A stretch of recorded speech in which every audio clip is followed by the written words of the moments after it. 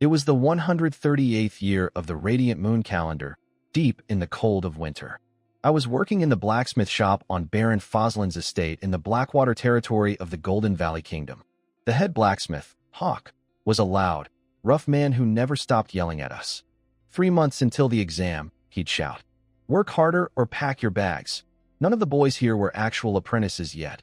We were all competing for that one spot. Most of the others were clumsy, and Hawk let them know it. But when he came to watch me, he stopped and nodded. I'd been pulling the bellows at a steady rhythm, keeping the fire just right. The moment the iron turned from dark red to orange, I grabbed it with the tongs, flipped it, and set it on the anvil, smooth, no hesitation. You're Roland, right? Not bad, he said. That was the first time he'd praised anyone, and I could feel the jealous looks burning into my back. When the lunch bell rang, I cleaned up my station and went to eat 2 pieces of black bread, a tiny scrap of cheese, and a bowl of watery vegetable soup. Back in my old life, I wouldn't have touched this stuff. But now I wolfed it all down without a second thought. See, I'm not actually from this world. I died during overtime at work. Everything went black, and I woke up here. The only thing that came with me was a kind of cheat system, like a game modifier I'd once downloaded to fully explore an RPG. Golden text floats in front of my eyes whenever I focus on it, showing my stats. Strength 1, Agility 0.8, Spirit 1.2, and 2 skills, or smelting and bellows pulling, both at level 2 and almost full-on experience. In theory, once I meet certain conditions, I can unlock all kinds of jobs and classes. But so far, nothing about a class change has appeared.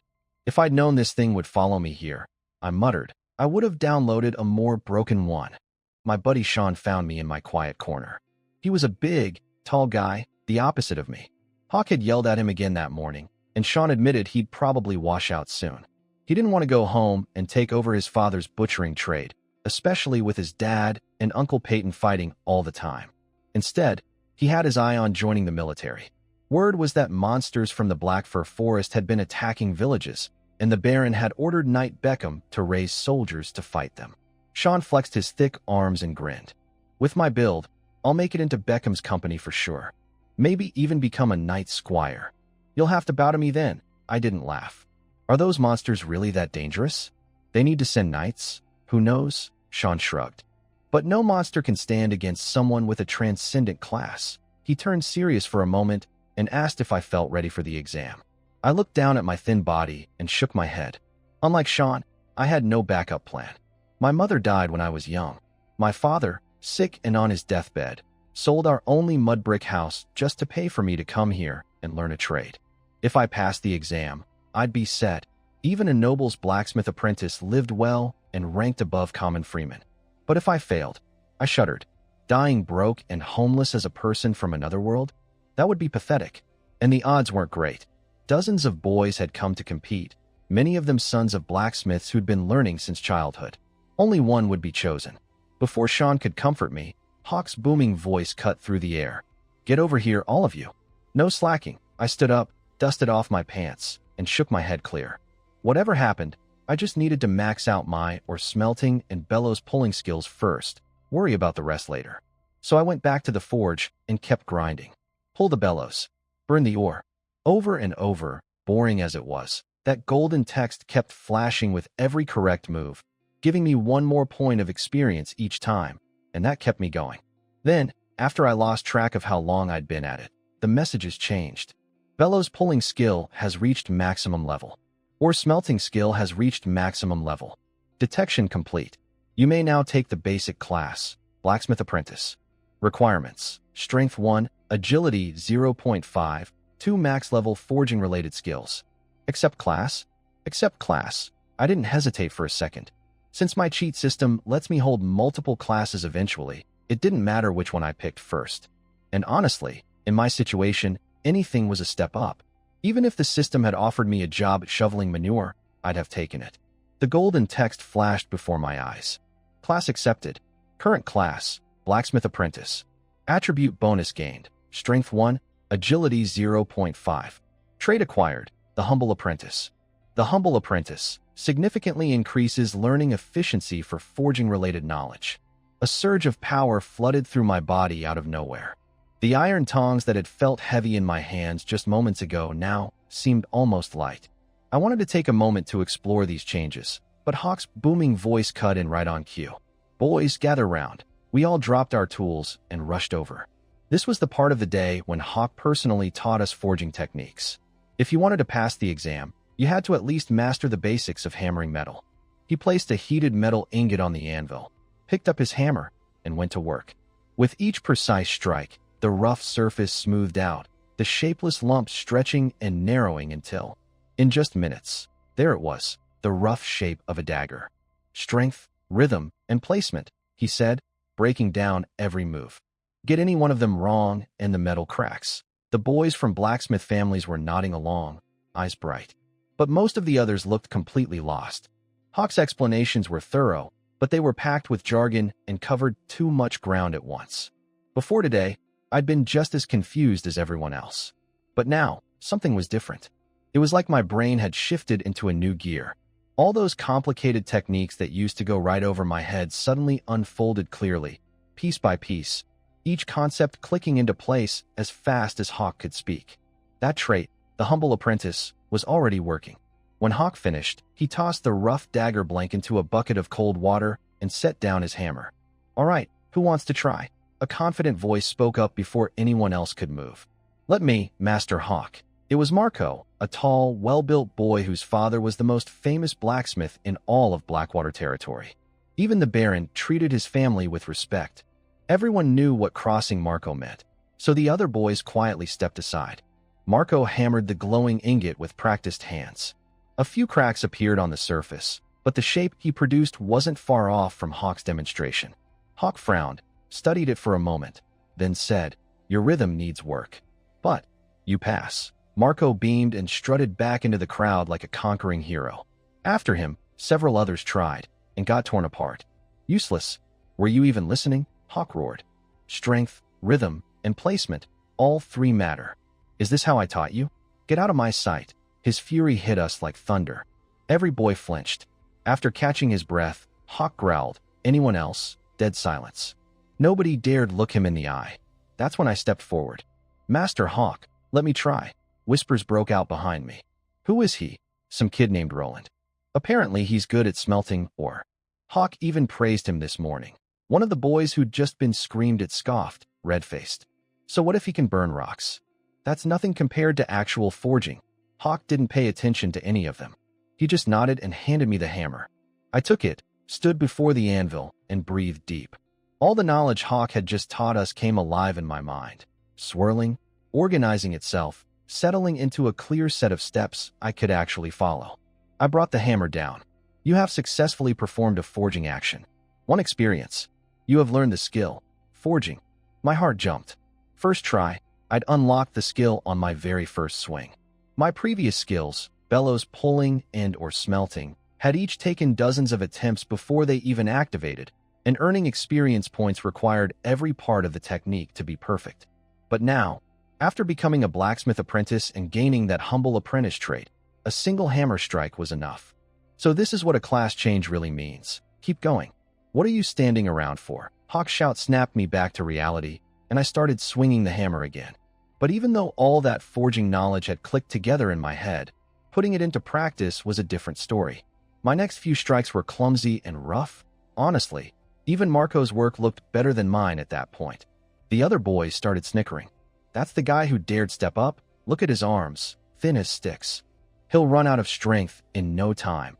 Hawk didn't say anything, but I could see his fingers tapping impatiently against his arm.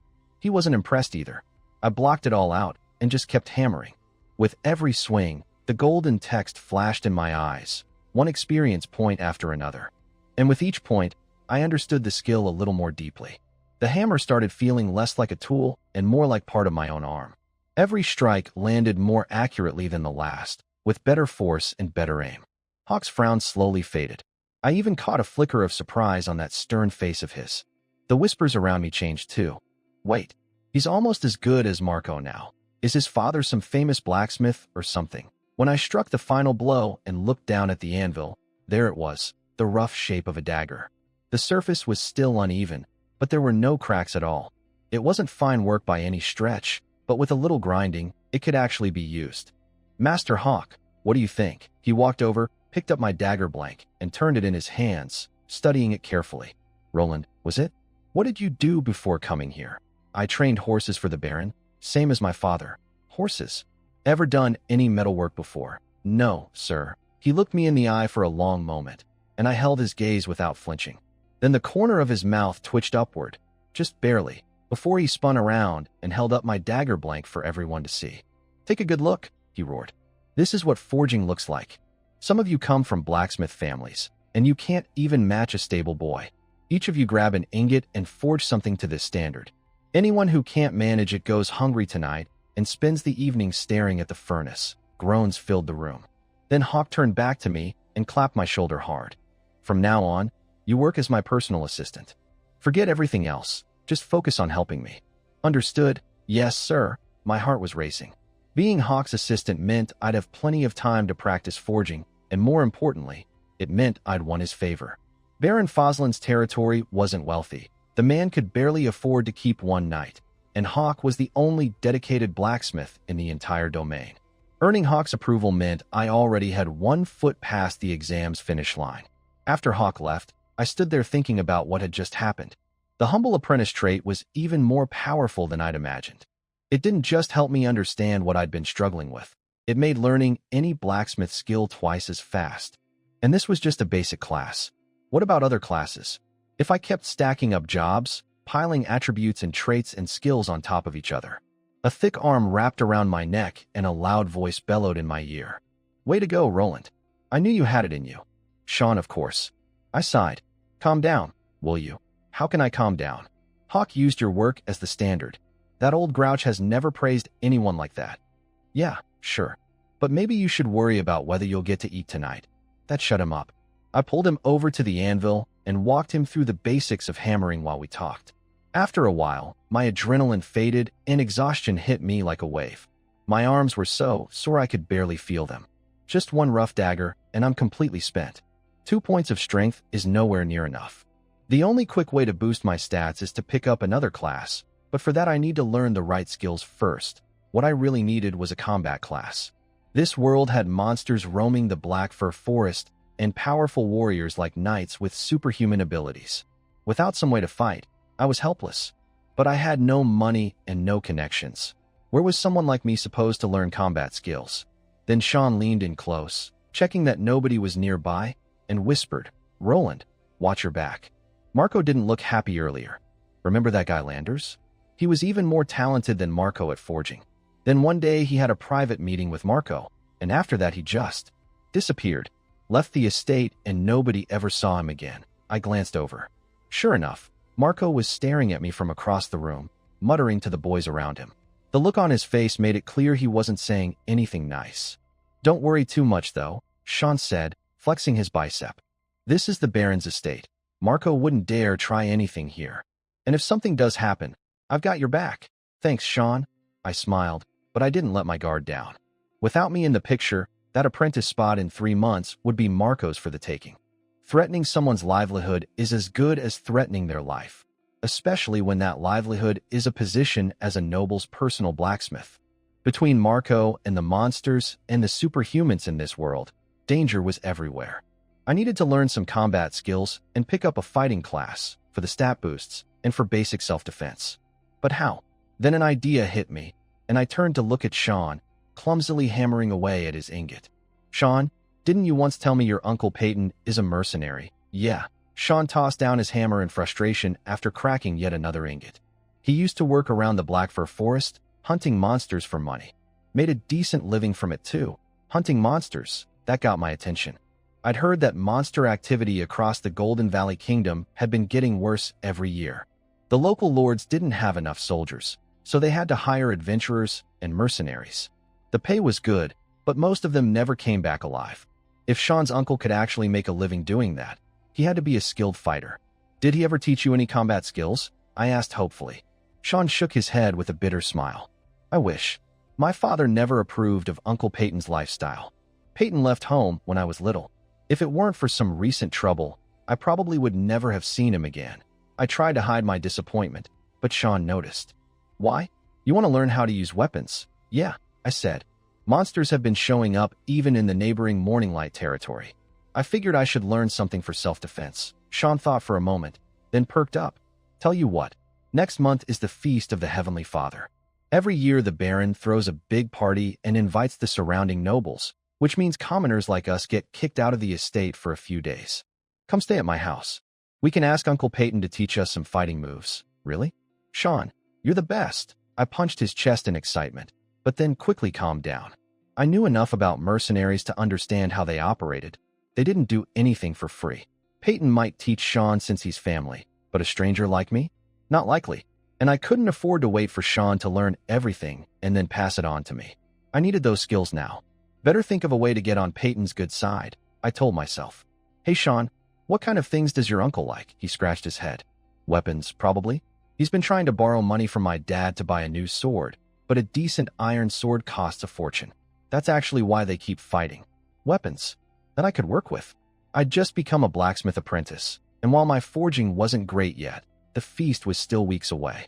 With the humble apprentice trait boosting my learning speed, if I grinded the forging skill hard enough, I could probably hammer out a decent weapon by then. I felt the coins in my pocket, just over a dozen coppers. Enough to buy a small metal ingot for making a dagger. Even if Peyton didn't care for a dagger, I could sell it and find another way to learn combat skills. The only question was whether Hawk would let me use the forging tools on my own time and take the finished weapon off the estate. I'd have to feel him out on that in the coming days. For now, I went back to coaching Sean through his forging. With my help, he barely managed to produce an acceptable rough blank by sunset. When the dinner bell rang, Sean practically dragged me to the dining hall. Dinner was a little better than lunch, the same black bread and soup, but with a small fish and some fish broth added. The cooking was terrible, the fish was kind of rank, and the broth had no flavor at all. But I wasn't complaining. A free meal was a free meal. I was just tearing the bread and fish into pieces to soak in the broth, my own version of lamb stew, when I heard heavy footsteps approaching. I looked up and saw Marco walking toward me with a group of boys trailing behind him. Sean immediately stuffed his last chunk of bread into his mouth, gripped his wooden food tray like a weapon, and stood in front of me. Relax, Marco said with a thin smile, looking past Sean directly at me. You're Roland, right? I assume you know who I am. I stood up, patted Sean's tense shoulder, and met Marco's gaze. Of course. What can I do for you, mister? Marco, he seemed pleased by the respectful tone. I'll get straight to the point. He held up one finger. Leave the estate. Drop out of the exam in 3 months. In return, I'll pay you 1 gold coin. What do you say? 1 gold coin, Sean blurted out before I could respond.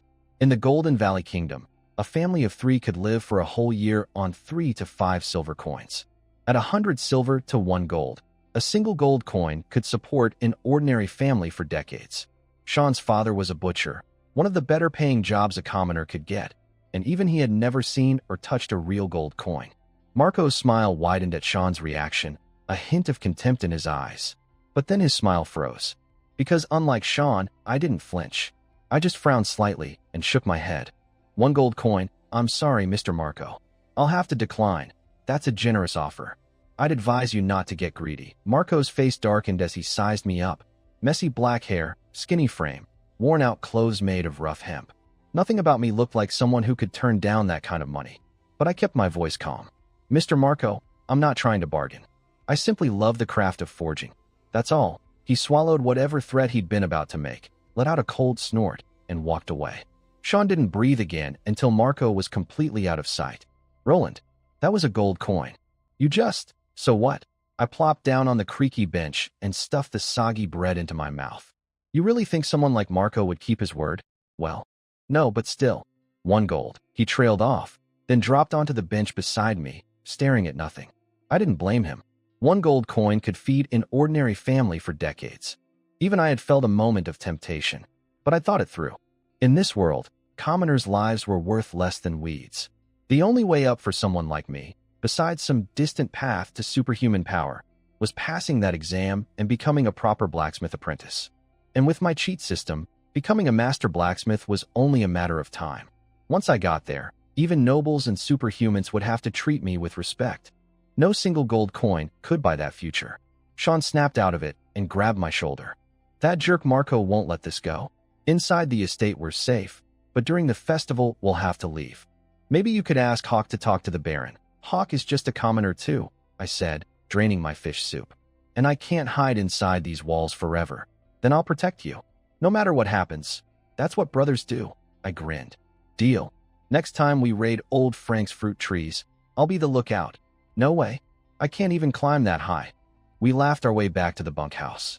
Lying on the hard bed, I took a deep breath and pushed down my fear. Was I scared of Marco's revenge? Of course I was. I was just a blacksmith apprentice with zero combat ability. But fear wasn't going to stop me. I've already died once, I mumbled, and drifted off to sleep. The days that followed were quiet. Marco didn't show his face again, and I threw myself into forging. The big difference now was that I didn't have to run around doing odd jobs anymore. I worked right beside Hawk at the anvil, hammering metal all day. Keep your rhythm. Don't lose focus, he'd bark. More force. Yes, like that. After one session, I shook out my aching arms and asked, "How was that one, Master Hawk?" Better than before. But not good enough to pass the exam yet. Work harder. Yes, sir. Hawk laughed at that. A real, full laugh, and slapped my shoulders so hard I stumbled. Seeing him in a good mood, I took a breath and asked the question I'd been rehearsing for days. "Master Hawk, I have a friend whose birthday is coming up. Would it be possible for me to use the shop tools to forge a weapon as a gift? I'd pay for the metal ingot, of course." He looked at me for a moment. If anyone else had asked, he probably would have shouted them out of the room. But I'd been obedient, hardworking, and talented. What teacher wouldn't cut that kind of student some slack?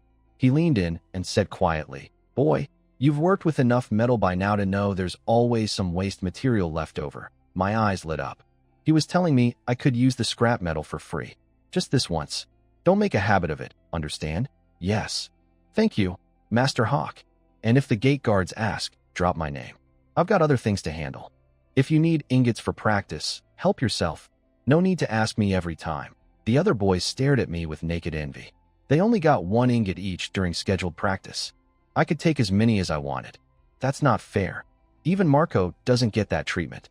I ignored them and grabbed an ingot. Since Hawk was letting me use metal for free, there was no need to spend my coppers on a small piece for a dagger. I could forge something better for Sean's uncle, and maybe even make some simple weapons for myself. But first things first, max out the forging skill.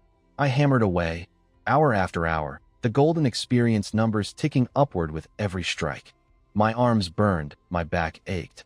But seeing that progress bar climb kept me going. I lost track of time. Then, finally, the familiar golden text changed. Forging skill has reached maximum level. Finally maxed out, I let out a long breath and pulled up my status panel. Strength, 2.1. Agility, 1.4. Spirit, 1.2. 3 skills all at max level, or smelting, bellows pulling, and forging. It looked like daily physical work could raise my stats a tiny bit, but the growth was painfully slow. What bothered me was that maxing out forging hadn't triggered a class upgrade. I went over everything in my head. Tempering and quenching were already part of the ore smelting and forging skills, and I couldn't think of any other smithing technique I'd missed. Maybe leveling up skills alone wasn't enough. Maybe there was some other requirement I didn't know about yet. I decided to stop worrying about it and focus on what I could do. The Feast of the Heavenly Father was 2 weeks away, and I needed to forge weapons before then.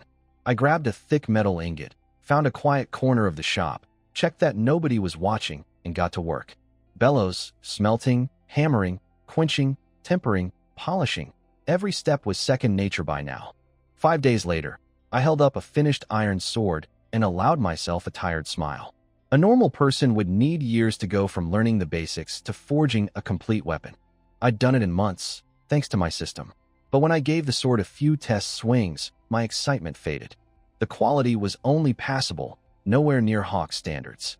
This level of skill might not be enough to guarantee passing the exam. Then golden text flashed across my vision. Detection complete. You have successfully forged a weapon of acceptable quality. You may advance to the upper tier class, blacksmith.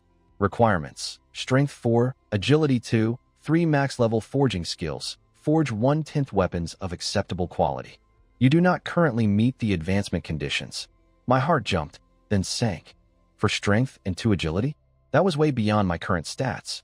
Grinding daily activities would take months to get there. The fastest way was to pick up another class for the attribute bonuses. But even though I didn't know yet what trait the blacksmith class would give me, it had to be forging related. If I could advance, passing the exam would be a sure thing. That thought lifted my spirits. I rested briefly, then grabbed another ingot. Hawk had said I could use as many as I wanted, and these were the Baron's materials, not mine. I wasn't going to feel guilty about it. Every weapon I forged would also count toward the 10 I needed for the class upgrade. So I kept hammering, day after day. Before the festival even arrived, all of us apprentice candidates were kicked out of the estate. At the gate, a guard stopped me and eyed the bundle I was carrying. I mentioned Hawk's name, and the guard's expression went from suspicious to respectful in an instant.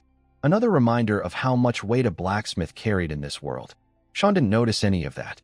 The second we were cleared, he grabbed my arm and dragged me through the gate, ranting about how Hawk had just announced there'd be a literacy test when we returned. Can you believe it? Reading and writing. Good thing I'm joining the army. I always hated letters. I laughed, but inside I felt uneasy. The original Roland had learned basic reading and writing at a church school as a kid, but that wasn't nearly enough to meet Hawk's standards. And in the Golden Valley Kingdom, commoners who wanted real literacy had only 2 options: hire an expensive tutor or join the church and study prayers under a priest. Neither was possible for me right now. Sean grabbed my heavy bundle and asked what was inside. "I'll show you when we get to your house," I said. The bundle held the weapons I'd forged in secret, swords and other gear. Even Sean didn't know about them. Hawk may have given me permission to use the metal, but the fewer people who knew, the better. We pushed through the festive crowds. The village was alive with color, dyed linen streamers hanging from oak eaves, 3 bards tuning lutes outside a tavern, roast goose smell drifting through the streets, a traveling theater troupe performing magic tricks in the church square.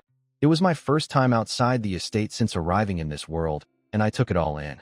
I spotted Marco's father's blacksmith shop near the river, big, busy, and thriving. That was the competition. "Hey, what's in this thing?" "It's heavy," Sean called from behind me. "Wait till we get to your place." When we finally reached Sean's house and were about to push open the door, a fierce argument erupted from inside. "Peyton, I swear this is the last time. Just lend me a little more money, and then, forget it." "Sam, have you forgotten what happened to Reuben? That kind of thing isn't for people like us. And what you have is just a fragment. Damn it, don't bring up that idiot Reuben.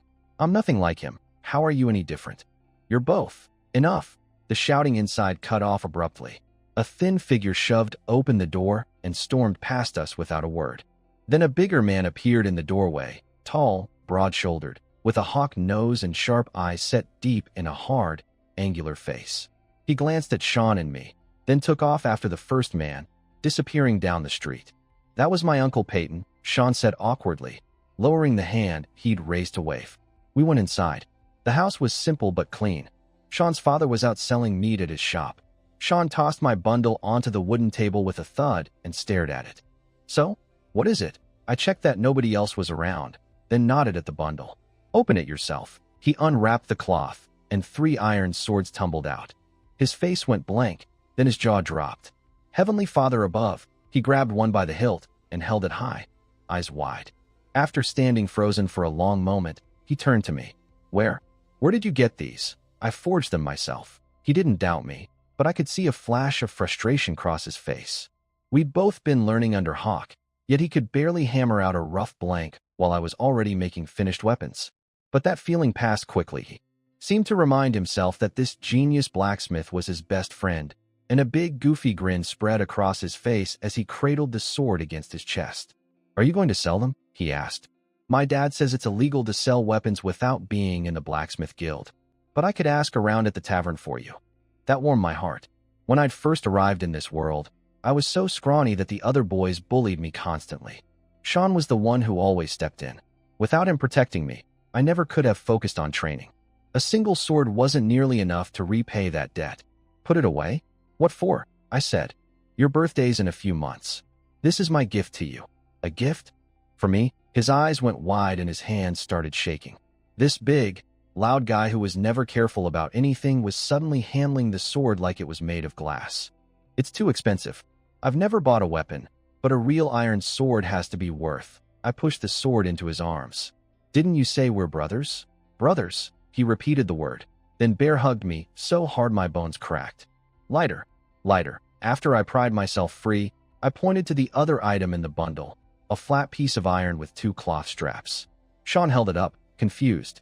I took a deep breath. Honestly, it looked pretty rough. I tied it over his left chest. It's a heart guard. If someone aims a blade at your heart, this might stop it. Sean flicked the iron plate with his finger, ding, and slapped my shoulder.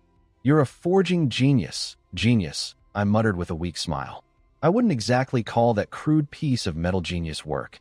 We'd just finished putting everything away when heavy footsteps sounded outside.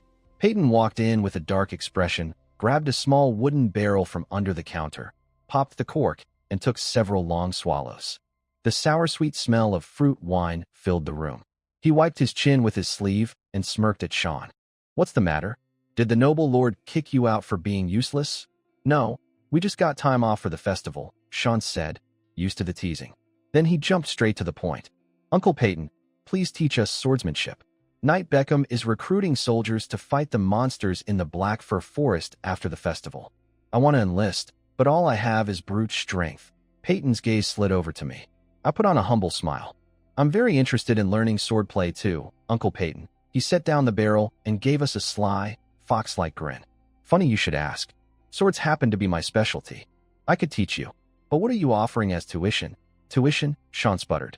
Uncle, I'm your nephew. Don't pull that card on me. Peyton took another swig and belched. You know what the retired soldiers at the training grounds charge? 10 silver coins a month. He leaned in with a mock fatherly expression. But since we're family, I'll give you a discount. 5 silver coins. How about it, Uncle Peyton? That's robbery, Sean shouted. While those two argued over money, I sighed to myself. I'd expected mercenaries to be greedy, but charging your own nephew? Still, I'd planned for this. I pulled Sean aside and whispered my idea. He reluctantly went to the back room and came out with one of the iron swords. I took it, stepped forward with a polite smile, and presented it to Peyton. Uncle Peyton, Sean has been worried about you needing a new weapon. He got this sword at a discount from Master Hawk's shop. Peyton's eyes locked onto the blade immediately. He snatched it up, but after a few seconds of inspection, his excitement cooled. This quality is really from Hawk's Forge. One of his apprentices made it, I said smoothly. Sean couldn't afford anything better. Peyton glanced past me at Sean, who was still looking annoyed, then shrugged. Fine, since the kid went to the trouble. You too, follow me to the backyard. Sean fumed the whole way. That sword you made is worth several silver coins at least. And he just let it go, I told him. I'd already done the math. Once I passed the exam and became a real apprentice, I could forge as many swords as I wanted. Right now, what mattered was learning combat skills and unlocking a new class. Peyton himself had said training grounds charged 10 silver a month for lessons. Trading one mediocre sword for proper instruction was a bargain. Peyton tossed us each a wooden practice sword and started teaching. The basics were straightforward: slash, chop, thrust, plus blocking and deflecting. The real challenge was learning how to generate power from your whole body and coordinate your footwork. To my surprise, Peyton was a patient teacher. He adjusted my elbow with his wooden sword. Lower your wrist. There, hold it steady. He tapped my knee. Sink your weight. You think you're chopping firewood? Sean laughed and immediately got scolded. Your thrusts are limp as noodles. 50 more. I slowed down and focused on feeling the power travel up from my heels, through my back, into my arms. Yes, Peyton barked so suddenly I almost dropped my sword. That's it. Remember how that felt? When I asked why I kept losing balance on the recovery, he darted forward and drew a circle around my feet with his sword tip. Look at your stance. Your feet are practically glued together like a fence post. You need to be a tree with roots, not a leaf blowing in the wind. He demonstrated a proper finishing stance, his boot grinding a clean half circle in the dirt. As the sun went down, Sean wandered off to make dinner and Peyton dozed under a tree. But I kept swinging. Slash, chop, thrust. Over and over, my soaked shirt clinging to my back, the wooden sword cutting through the quiet evening air. On my very last swing, golden text blazed in front of my eyes. Skill acquired. Basic swordsmanship, level 1. Detection complete. You may now take the basic class. Recruit. Requirements. Strength 2, Agility 1, any level 1 combat skill. Accept class? Just as I thought, I smiled through my exhaustion. Learning a combat skill had unlocked a combat class. Exactly what I'd hoped for. My legs gave out, and I collapsed onto the dusty ground, every muscle screaming. but my eyes were brighter than they'd ever been. Nearby, Peyton cracked one eye open and muttered, "Finally gave up? Kid's got guts, I'll give him that." He didn't think much of my chances with a sword. I was too scrawny. Years as a mercenary had taught him that no amount of technique could overcome a huge gap in raw strength. He figured I'd probably fail the blacksmith exam too, and was already thinking about asking some tavern owner he knew if they needed a helper. But underneath that gruff exterior, Peyton had his principles. He knew perfectly well that the sword wasn't Sean's idea. His nephew didn't have that kind of cunning. And since he'd accepted the gift, he felt obligated to repay it somehow. He never liked owing people. I knew none of that. I was just kneeling in the dirt, catching my breath, heart pounding with excitement. Accept class, recruit, class accepted. Current class, recruit. Attribute bonus gained, strength 1, agility 1. Trait acquired, battle readiness. Battle readiness increases training effectiveness for all combat-related skills. 3 points of strength now. Still not as strong as Sean, but probably a bit above most of the boys at the smithy. I clenched my fists and felt the new power flowing through me. Then I read the trait description again, and my eyes went wide. I grabbed the wooden sword and ran through the basic swordsmanship routine one more time. When I finished the last move, golden text appeared. You have successfully completed a basic swordsmanship training session. 2 experience points. 2 points. Not 1, 2.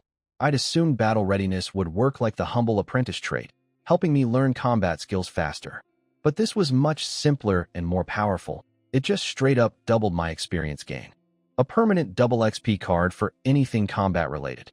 In this world, even talented fighters might spend their whole lives trying to master a single weapon. With this trait, no matter what combat skill I trained, swords, spears, bows, even the special combat arts I'd heard existed, I'd improve at twice the normal rate. Then more golden text appeared, and my heart nearly stopped. Blacksmith apprentice class detected. Class resonance triggered. Class resonance. Blacksmith apprentice recruit. Bonus acquired. Steel through tempering. Steel through tempering increases strength cap and strength growth efficiency. A strange energy surged through my body. The muscle soreness from all that sword practice faded almost instantly. I rubbed my chin, thinking hard about what strength cap increase meant. Normally, a person's maximum strength is limited by their body. Someone with a small frame can never match someone built like Sean, no matter how hard they train. But if my cap was raised, did that mean my body would grow bigger? Or would my muscles become denser and stronger without changing size? Either way, for someone as scrawny as me, this was incredible. Then my mind started racing. In the original game this system came from, only combat classes and life classes could resonate with each other, and each character could only have one of each. But my modifier let me hold unlimited classes. Could I trigger unlimited resonances? Maybe even between 2 combat classes or 2 life classes. The recruit class didn't even exist in the original game, so the rules had clearly changed. If my theory was right. Roland? Sean's voice snapped me back. He was standing there with a wooden spoon, looking confused. I've been calling you. Dinner's ready. Oh, right. Suddenly I was starving. I leaned up and hooked my arm around Sean's neck as we walked inside. I didn't know you could cook. Should I be worried about passing out after eating? Hey, don't underestimate me. Dinner was great. A big pot of oat and bean porridge, boiled cabbage, and salted scraps from his father's butcher shop. Way better than the stingy portions at the estate. Sean's father Gary came home while we ate. He was built like Peyton but had a much kinder face and a warm personality. He welcomed me happily, though his mood soured whenever Peyton's name came up. I collapsed into bed right after dinner and slept like the dead. The next morning, festival noise woke me up. Sean was already dressed in new clothes, fighting with his curly hair in front of a mirror. Finally awake. There's a dance at the church square at noon. Emily's going to be there. Emily was supposedly the prettiest girl in the village, at least according to Sean. He never shut up about her. But coming from my old world, village dances and local beauties didn't exactly excite me. I'll pass. Have fun without me. What? But there'll be so many pretty girls. I ignored him, got dressed, and walked straight to the yard. Practicing swordsmanship and getting stronger mattered far more to me right now. Even with the recruit class boost, my strength was still short of what I needed for the blacksmith upgrade. So what are you going to do all day? Sean asked, deflated. Practice my sword. He stared at me like I'd lost my mind. The Feast of the Heavenly Father was the biggest holiday of the year, and I was spending it swinging a wooden sword alone in the backyard. But after watching me start my drills, he went quiet. When I finished the last form and lowered my sword, I noticed Sean was still standing there. He hadn't left. "Aren't you going to the festival?" I asked, wiping sweat from my forehead. "If you're not going, I'm not going." Sean shook his head and picked up a wooden sword. "Come on, I'm not a kid. You don't need to babysit me." "No way," he cut in. "I promise to protect you." "What if Marco shows up while I'm gone?" I couldn't help laughing. "What about your Emily? Not asking her to dance?" "Forget it." He swung the sword half-heartedly. "Pretty girls aren't as important as brothers. Besides, even if I went, she probably wouldn't pick me as a partner anyway." That cracked me up. He turned red and yelled at me to stop laughing, then muttered something about how it was unbelievable that I'd rather practice boring swordsmanship than enjoy the biggest holiday of the year. We trained together all morning. Around noon, Peyton finally stumbled out, rubbing his eyes. He stared at me for a moment, and I caught a flicker of surprise on his face, like he couldn't believe how much my swordsmanship had improved overnight. Sean told Peyton about his plan to enlist at the recruitment post near the Black Fir Forest after the festival. His eyes were shining as he talked about becoming a knight squire and fighting alongside real superhumans. I sighed quietly. I'd already tried talking him out of it multiple times, laying out every danger I could think of, but he'd just laugh it off. That was Sean, gentle on the outside, stubborn as a mule on the inside. Becoming a knight squire was his lifelong dream, and no amount of arguing would change his mind. All I could do was hope that the sword and heartguard I'd made would keep him safe. Peyton didn't share my worries. He said the creatures in the forest were just weak, green-skinned monsters who'd gotten lucky raiding undefended villages. With a real knight leading the charge, they didn't stand a chance. Letting Sean go would be good experience. Then Peyton said something that caught my attention. When Sean gushed about how powerful knights were, Peyton snorted. "Strong? There are plenty of things in this world more powerful than knights." Sean turned red with anger. Nobody was allowed to insult knights in front of him. But Peyton seemed to remember something unpleasant and went quiet. He let out a bitter laugh and walked away without explaining. That left me wondering, were there other types of superhumans in this world besides knights? But nobody answered that question because Peyton didn't come back until long after dark. What I didn't know was what was happening that same night at the village tavern. While the rest of the village slept off the festival, Marco slipped through the tavern door wearing a hooded cloak and cloth wrapped around his face. The old bartender, Lauren, barely glanced up. He was used to strange-looking mercenary types passing through. Marco found who he was looking for in the darkest corner, a tall, gaunt man in worn-out leather armor, nursing a mug of ale alone. His name was Sam, the same man I'd seen arguing with Peyton at Sean's house. Marco slapped a pouch on the table. 2 silver coins and a sketch, a drawing of my face with my name written on it. "One more silver when it's done," Marco said. Sam studied the picture. "What do you want me to do?" Marco leaned forward, candlelight dancing in his eyes. He was burning with jealousy. All those sleepless nights he'd spent practicing, all those calluses on his hands, and then I'd come along and stolen Hawk's approval right out from under him. Passing the exam meant everything to him. Inheriting his father's shop, serving a noble family, maybe even connecting with Knight Beckham. He wasn't going to let anyone ruin that. Every word came out through clenched teeth. His right hand. Destroy it. Basic swordsmanship has reached maximum level. I wiped the sweat from my forehead and smiled.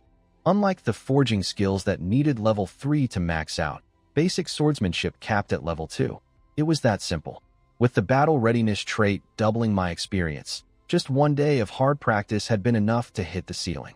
Still, it's only basic swordsmanship, I told myself, giving the wooden sword a few swings. At best, I was slightly better than a trained militia fighter. But at least I wasn't completely helpless anymore. Sean came out carrying 2 gray robes and 2 sheathed iron swords. I'd asked him to get these ready. The robes were loose enough to hide the weapons underneath, important in a village this close to the Black Fir Forest, where desperate mercenaries might kill you over something as valuable as an iron sword. "Did you say goodbye to your family?" I asked as we set off toward the Baron's estate. "Told my dad. Uncle Peyton never came home last night, but that's normal for him." We walked along the dirt road through bare winter trees, Sean chattering happily about his plans for enlisting. Meanwhile, I was running through my own problems in my head. Basic swordsmanship was maxed. I needed to learn more skills, but training was expensive. Peyton charged 5 silver coins, and I was broke. I couldn't forge another sword as payment either. Hawk had said it was a one-time thing, and I still needed to raise my strength for the blacksmith class upgrade. Then my ears caught something. A twig snapping behind us. Underneath our footsteps, there was a third set, someone trying to walk quietly. I pretended to adjust my clothes and glanced back. A tall figure was following us, about 20 paces behind. Sean. I gripped his shoulder and cut him off mid-sentence. Someone's following us. He started to turn around, but I caught his wrist. Don't look, you're overthinking it, he said, staring stiffly forward. Lots of people use this road. I quickened our pace and whispered my plan. Then we both broke into a jog and ducked into the dense woods beside the path. When the man pushed through the branches after us, I was waiting. Excuse me, sir. Are you following us? I studied his face, tall, gaunt, tired eyes. I'd seen him somewhere before. He wasn't flustered at all. He just grinned. Sharp kid. Since you caught me, I'll be straight with you. Someone paid me for one of your arms. He drew 2 rusty daggers and spun them between his fingers. You want to do it yourself, or should I? It took me about half a second to figure out who'd hired him. I hadn't made enemies with anyone in this world except Marco. Just accept it, boy. Losing an arm won't kill you. He thought I was frozen with fear. He thought this was going to be easy. Sean. The moment I shouted, Sean exploded from the bushes behind the mercenary, swinging his iron sword like an axe. Sam. That was his name. I remembered now. The man who'd been arguing with Peyton rolled sideways on pure instinct. The blade slammed into the ground where he'd been standing. These brats have weapons. Sean charged in, hacking wildly.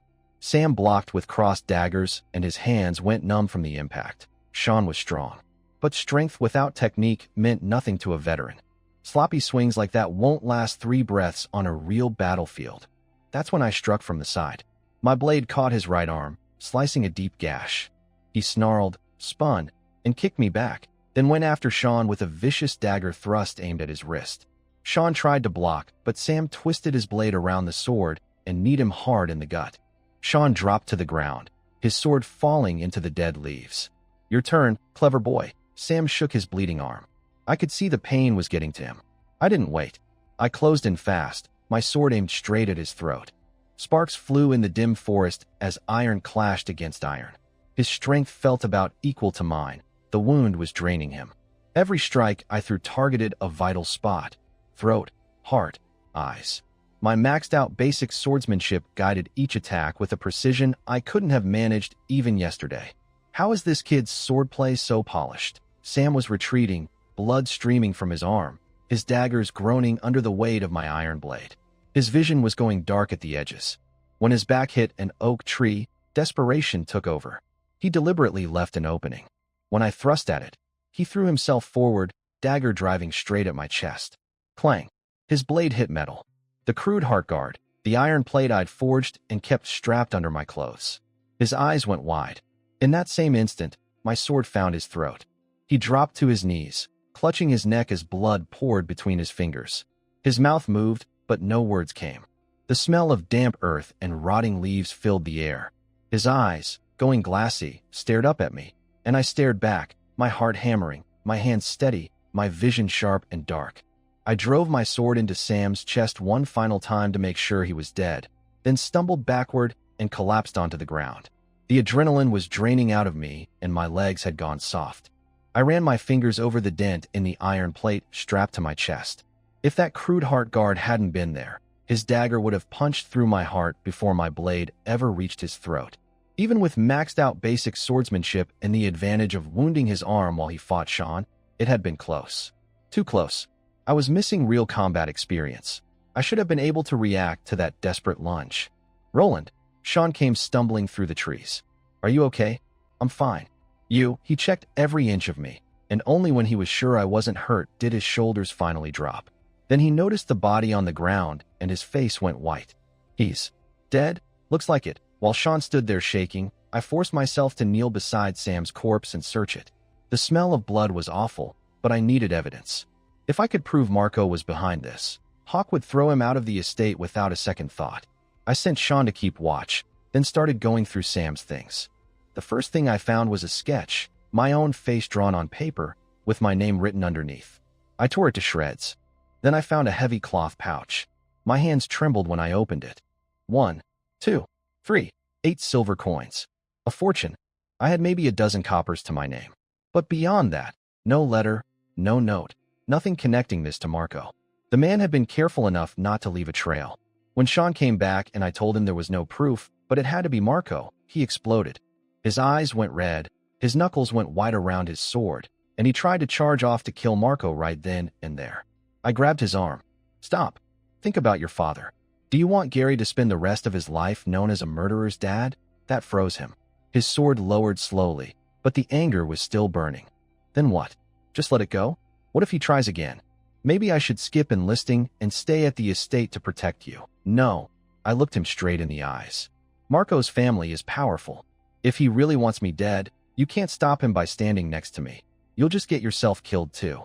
But if you enlist and impress Knight Beckham, if you become someone important, even Marco's father, famous as he is, wouldn't dare cross a knight or anyone close to one. Sean started to argue, but I cut him off with a grin. What? You don't think you can do it? Of course I can, he shot back, then caught himself and sighed. Fine. Maybe you're right. Besides, I added, you said it yourself. Marco wouldn't dare try anything inside the estate. We buried the body. I stripped Sam's worn leather armor off him first. No point wasting it. Then I pulled out the coin pouch and shook it. 8 silver coins clinked together. We split it. Sean looked away, jaw tight. You killed him. I couldn't even hold onto my sword. He wouldn't budge, so I sighed and pushed the leather armor and the daggers into his arms instead. Then take these. I can't use them inside the estate anyway. He gave in and started pulling the armor on. Then he stopped and made a confused sound, feeling around inside the lining. What's this? Hey, look at this. He pulled out a rolled-up piece of yellowed parchment from a hidden pocket in the armor. The edges were stained with old, dark blood. Sean squinted at it, scratched his head, and handed it over sheepishly. You read it. I can't make out half these words. I took the brittle parchment and held it close. The ink had faded badly, and the writing was cramped and old. I traced the lines with my finger, frowning, mouthing words, trying to piece it together. Finally, I spoke. I think this is some kind of potion recipe. In the Golden Valley Kingdom, most commoners could barely write their own names. Sean and I were considered educated just because we'd attended a free church school as kids. But even between the two of us, we couldn't make sense of that parchment. I traced my fingers over the faded ink again and again, and all I could pick out were a couple of herb names, silver leafgrass and nightshade vine. The rest was completely beyond me. It was the first time since coming to this world that I truly felt how important literacy was. The parchment looked ancient, and someone had gone through the trouble of sewing it into the armor's lining. It had to be valuable. Sean gave up and flopped onto the ground. My brain hurts. You keep it. If I held on to it, I'd never figure it out. I didn't argue. We checked the area one last time and headed back toward the estate, making it before noon without any more trouble. At the gate, Sean spent forever fussing over me like a worried mother, telling me to stay safe, to find his father or Uncle Peyton if anything happened, that he'd already spoken to them before leaving. Finally, he shut up, waved goodbye, and walked off toward the recruitment post. I watched him disappear down the road, took a deep breath, and stepped through the estate gates. I hid my things in a secret spot and hurried to the smithy. The moment I walked in, I felt dozens of eyes lock onto me. One gaze burned hotter than the rest. Marco was staring at me, his freckled face twisted with fury, teeth grinding so hard I could hear them. He couldn't understand how I'd come back without a scratch. That confirmed everything. He was the one who'd hired Sam. I kept my face blank and looked around. Half the apprentice candidates were gone. With the deadline approaching, many had given up, just like Sean. The ones who remained were mostly blacksmith sons, boys who'd grown up around forges. Several of them were nearly as skilled as Marco, only a step behind me. The relaxation from the holiday vanished instantly. Put down your tools. Hawk's voice thundered through the shop before he even appeared. He marched in, hands behind his back, gave me a quick nod, then addressed the group. I told you before the break. Today I'm testing your knowledge. He unrolled a sheet of cheap birch bark paper covered in dense text that made my scalp tingle. Come forward one by one and read what's written here. It was a disaster. By the time evening fell, I was standing with my head down among a group of equally miserable boys. Hawk's shouting shook the walls.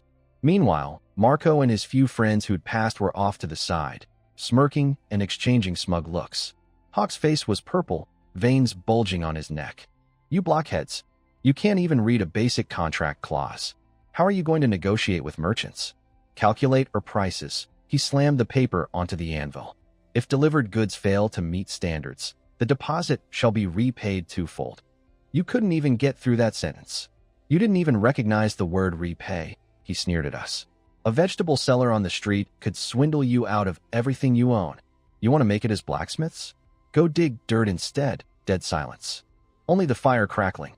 Then a timid voice broke through. Master Hawk, should I come back later? No, Mr. Brownson, your timing is perfect. Hawk swallowed his rage and growled at us. Look up, fools. This is Mr. Brownson. He'll be teaching you to read and write. I raised my head. Standing beside Hawk was a tall but painfully thin man, about 30 years old. He hunched his shoulders, drowning in an oversized gray robe, nervously clutching his messy brown hair. Every time Hawk raised his voice, the man flinched and shrank into the shadows like a startled bird. Some of the boys started whispering. This guy's supposed to teach us. I heard he came from the capital, followed nobles around begging for research funding, all the way out here. The capital? Research funding? Those words caught my ear, but I didn't dwell on them. My mind was already racing with calculations. Marco's group had passed the literacy test and could now focus entirely on improving their forging. I had to split my time learning to read. That gap could let those blacksmith sons catch up to me, or even surpass me, and I still needed to train my strength and meet the requirements for the blacksmith class upgrade. The exam was 2 months away. Time was getting tight. Shut up, all of you. Hawk clapped his hands like thunder. You have 1 month. Anyone who still can't pass the literacy test after that packs their bags and leaves. Understood. 3 days after the festival, the sky was gray and heavy. Out on the open ground near the smithy, I sat with the other boys who'd failed the literacy test, listening to Mr. Brownson teach us to read and write.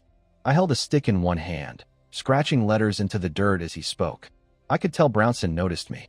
Unlike the other boys who barely paid attention, I'd been focused every single lesson for 3 days straight, and I always stayed after to ask him questions. He called me up to read aloud from a cloth sheet. I stumbled through it badly. In the era, the night followed. To fight the dragon, and then the other boys burst out laughing. Brownson tried to quiet them down, but they ignored him completely. He can't even read a knight's tale, and he wants to be an apprentice? Some country boy. Amazing he knows any letters at all. These kids had been jealous of Hawk's favoritism toward me for a while now. They weren't going to pass up a chance to mock me. Brownson looked at me with an apologetic expression, clearly embarrassed he couldn't control the class. But I didn't care about the laughter. I just kept reading, word by painful word, until I finished the whole passage. Then I bowed slightly and handed the sheet back. Very good, Brownson said softly, relief on his face. Keep it up. You're actually improving faster than anyone else. He wasn't lying. I was learning quicker than the others. But my foundation was so weak that even fast progress might not be enough to pass Hawk's test in time. I went back to my spot and kept studying, listening to Brownson's explanations while scratching letters in the dirt, over and over. I lost track of time completely. Then the bell rang, and golden text blazed across my vision. Skill acquired. General knowledge, level 1. Detection complete. You may now take the basic class, Scholar. Requirements. Spirit 0.8, level 1 general knowledge. Accept class? I couldn't believe it. Learning to read had triggered a skill? Before this, every skill I'd gained, bellows pulling, forging, swordsmanship, had been a physical, hands-on thing. But now something as abstract as literacy could activate the system too. That completely changed what I thought was possible. Accept class, Scholar. Class accepted. Current class, Scholar. Attribute bonus, Spirit 0.5. Trait acquired, Focus. Focus, when actively triggered, enter a state of extreme mental concentration. Duration depends on Spirit attribute. An active trait, one I could turn on and off. I'd expected something passive like the others. Maybe, learn things faster or something. This was different. I activated it immediately. The world shifted. The chattering boys faded into a distant hum. Brownson's raspy voice grew muffled, as if heard through thick glass. Everything slowed down and went quiet. I looked down at the cloth sheet in my hands, and the texture under my fingertips became incredibly sharp. I could feel differences in how the ink had soaked into different parts of the fabric. Those messy, confusing letters began breaking apart into clear strokes and structures, then flooded into my brain as if they'd come alive. You have successfully studied general knowledge. 1 experience. You have successfully studied general knowledge. 1 experience. You have successfully. The messages kept coming, one after another. I don't know how long I sat there, completely lost in that state of hyper-focus, devouring everything on the page. Then a thin hand touched my shoulder, and I snapped out of it. Before I could even look up to see who it was, a sharp, stabbing pain shot through my skull. "Roland, are you all right?" Brownson was staring at me with a worried frown. I was pressing my temples so hard my knuckles had gone white. That stabbing headache was unlike anything I'd felt before, like needles being driven into my brain. I forced a weak smile. "I'm fine. Just got a little too absorbed in studying." Brownson didn't look convinced. He seemed to recognize the symptoms, like he'd seen this kind of thing before, but he didn't press me. He just told me everyone else had gone to the dining hall, and I should head there too. "Wait, Mr. Brownson." I pulled myself off the ground and took out a cloth sheet I'd prepared earlier. I'd copied down words from the parchment we found in Sam's armor, but scrambled their order so it wouldn't look suspicious. "Could you help me with these?" This had become our routine over the past 3 days. He took the sheet and patiently explained every word while I memorized each one, headache and all. When he finished, I bowed. "Thank you, sir." He gave me a kind smile. "You're a good student, Roland. Even if you don't pass the apprentice exam, keep that curiosity alive. You'll go far." After he left, I slumped against a tree and checked my stats. My eyes snapped wide open. In less than 5 minutes of using the focus trait, my general knowledge skill had gained 32 experience points. 5 minutes. 32 points. The state I'd entered was incredible. It didn't just help with reading, it would probably supercharge learning in any field. The only problem was duration. With my current spirit attribute, the focus state burned out almost instantly, and the mental backlash was brutal. I needed to find a way to raise my spirit. But first, food. My stomach felt emptier than it had ever been, like my whole body was screaming for fuel. The moment I walked into the dining hall, the smell of real meat hit me. Today's meal was special, big chunks of meat and a full bowl of broth. The other boys were ecstatic. "Is the Baron going to feed us meat every day? Don't get excited." I heard young Master Dalco got angry at his horse during a hunt and had it slaughtered. That's where the extra meat came from, Dalco. I knew that name well. Before coming to the smithy, the original Roland had worked as a stable boy, and Dalco was the young nobleman he'd served. Unlike his father the Baron, Dalco was wild about hunting and fighting. He was flashy and loose with money. Those dozen copper coins I'd had in my pocket when I arrived were tips Dalco had given the original Roland for good work with the horses. But that life had nothing to do with me anymore. I drained my last mouthful of broth, hurried back to the bunkhouse, empty now that most of the candidates had quit, and locked the door.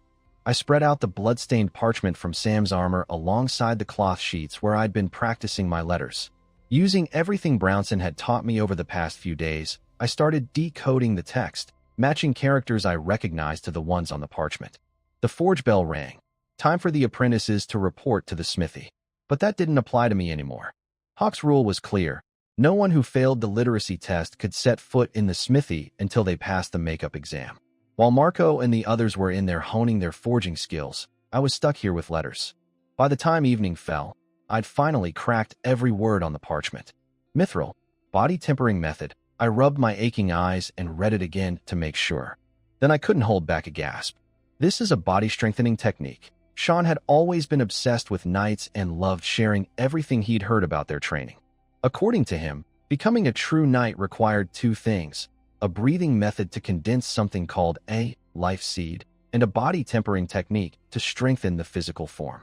Both were essential. I'd always assumed Sean was just repeating nonsense from cheap knight novels. But here in my hands was proof that at least part of it was real. "I guess the bard stories aren't all made up after all," I murmured, running my fingers over the faded ink. "Every legend has to grow from a seed of truth." I lowered my head and began reading the mithril body tempering method from the very beginning, word by word. The mithril body tempering method wasn't what I'd expected. There were no exercises or physical drills. It was more like a special potion recipe. You ground up various ingredients into powder, mixed them together, and rubbed the mixture over your whole body. Then, you need to combine it with a breathing method for full effect. I frowned at that last line on the parchment and sighed. A breathing method was something knights used, way beyond my reach. but even a reduced effect was better than nothing. According to the description, this technique could significantly boost strength and toughness, exactly what I needed. And I was still short on strength for the blacksmith class upgrade. I carefully copied down the ingredient list. Silver leaf grass, nightshade vine. Those I recognized from when the original Roland used to buy medicine for his sick father. Expensive, but available. But then there was something called silver dust. I'd never heard of it, and the recipe called for a lot of it. By the time I'd finished studying, my stomach was growling. I headed to the dining hall and found it nearly empty. Dinner had ended a while ago. But one person was still there, eating cold food alone on a bench. Mr. Brownson? This was my chance. Over just 3 days, I'd noticed this quiet teacher knew far more than he let on. Maybe he'd know what silver dust was. I grabbed what little food was left and sat down next to him. We exchanged small talk, and then I asked casually, "There's something in that novel you gave us that made me curious. Something called silver dust. Do you know what that is?" His hand stopped moving. His gaze drifted, like he was remembering something from long ago. Then he spoke slowly. "It's a common material in alchemy." But he turned to me with a knowing smile. That kind of specialized alchemical knowledge wouldn't normally appear in a novel meant for entertainment, would it? My spoon froze in midair. Those mild eyes had suddenly turned sharp. This timid, mousy teacher was not as simple as he seemed. "Don't be nervous," he said, picking up his spoon again. "Everyone has secrets. I don't pry." He stirred his soup. "So, you need silver dust? No point hiding it." "Yes, I happen to have some." He paused. "But I'd need something in return." "What do you need?" He chuckled. Hawk was right. "You are clever." He set down his utensils and folded his hands. "I need a custom-made dagger. I hear your forging skills are quite good." "A dagger?" That was it. With my current skill level, that would be easy. But then a thought struck me. Why not just ask Hawk, who was clearly a better smith and someone Brownson already knew? As if reading my mind, Brownson smiled bitterly. "I can't afford Hawk's rates." Something about that explanation felt thin, but I let it go and nodded. "I can do it. But Hawk won't let me into the smithy until I pass the literacy makeup test." "Do you think you can pass?" I didn't answer right away, but I didn't look discouraged either. He studied my expression and gave a slow, meaningful nod. "Finish eating. Then follow me." We walked through winding corridors to the most remote corner of the estate, where a rundown shack stood alone in the moonlight. Brownson told me to wait outside and went in. Through the crack in the door, I caught a glimpse of books scattered everywhere across the floor, and on a stained wooden table at the back, strange instruments and equipment I couldn't identify. He came back out holding a cloth pouch tied with a silver ribbon and a worn-out piece of paper. "Here's your silver dust. And this is the design for the dagger. I'd like the finished product within 3 months." His lips curved into a faint smile, half hidden in moonlight shadow. "I trust you won't disappoint me." I looked at him for a long moment. Then I nodded. Walking back to the bunkhouse under the moonlight, my mind kept circling around Brownson. Silver dust was an alchemy material, and he not only knew about it, he had some on hand. Did that mean he was some kind of alchemist? The only reference I had for alchemy came from night novels, where alchemists were usually portrayed as wizards, powerful figures who appeared as mentors or villains. But Brownson was so timid and broke. Could a real wizard end up working for a minor baron in the middle of nowhere? I didn't have enough information to figure it out, so I let it go. Whatever Brownson was, it didn't change my priorities. Then I remembered, when I'd taken the scholar class, I'd been so excited about the focus trait that I forgot to check for new class resonances. I opened my panel immediately. 2 new entries glowed at the bottom.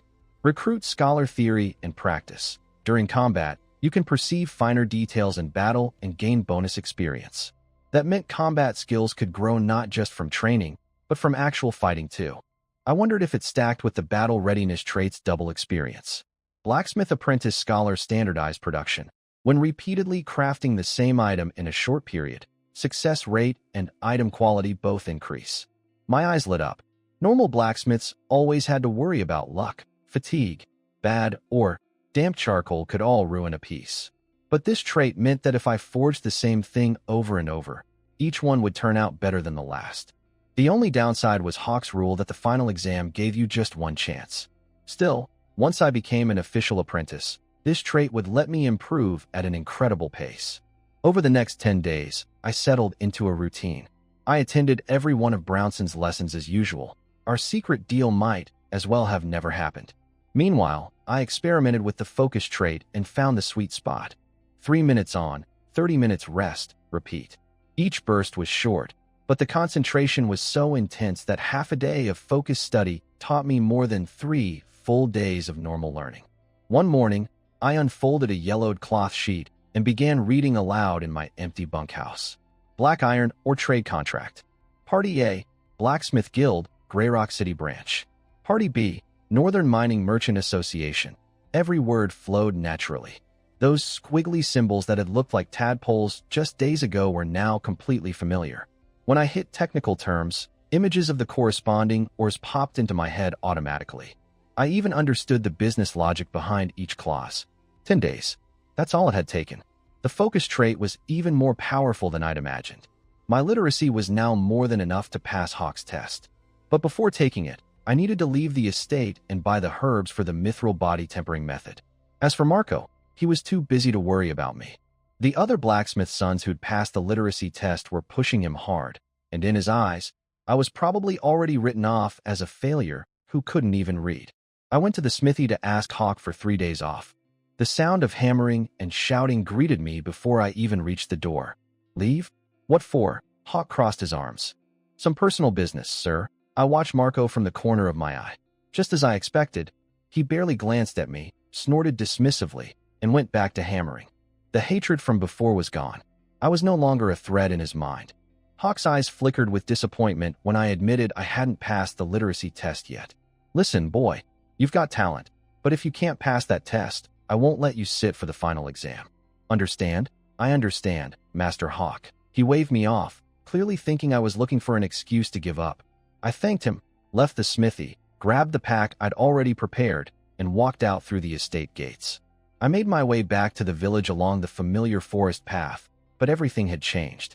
Shops were shuttered before noon, and frightened villagers hurried toward the exit with their belongings. The place felt half abandoned. At the tavern, old Lauren was packing up alone. I bought some bottles of wine, then asked what was happening. You don't know? He looked at me in disbelief. Monsters have overrun half the villages in the Morning Light territory to the south, and that bastard Baron Gavin. Instead of killing them, his army drove them toward us. On my way out, I saw a column of soldiers marching south.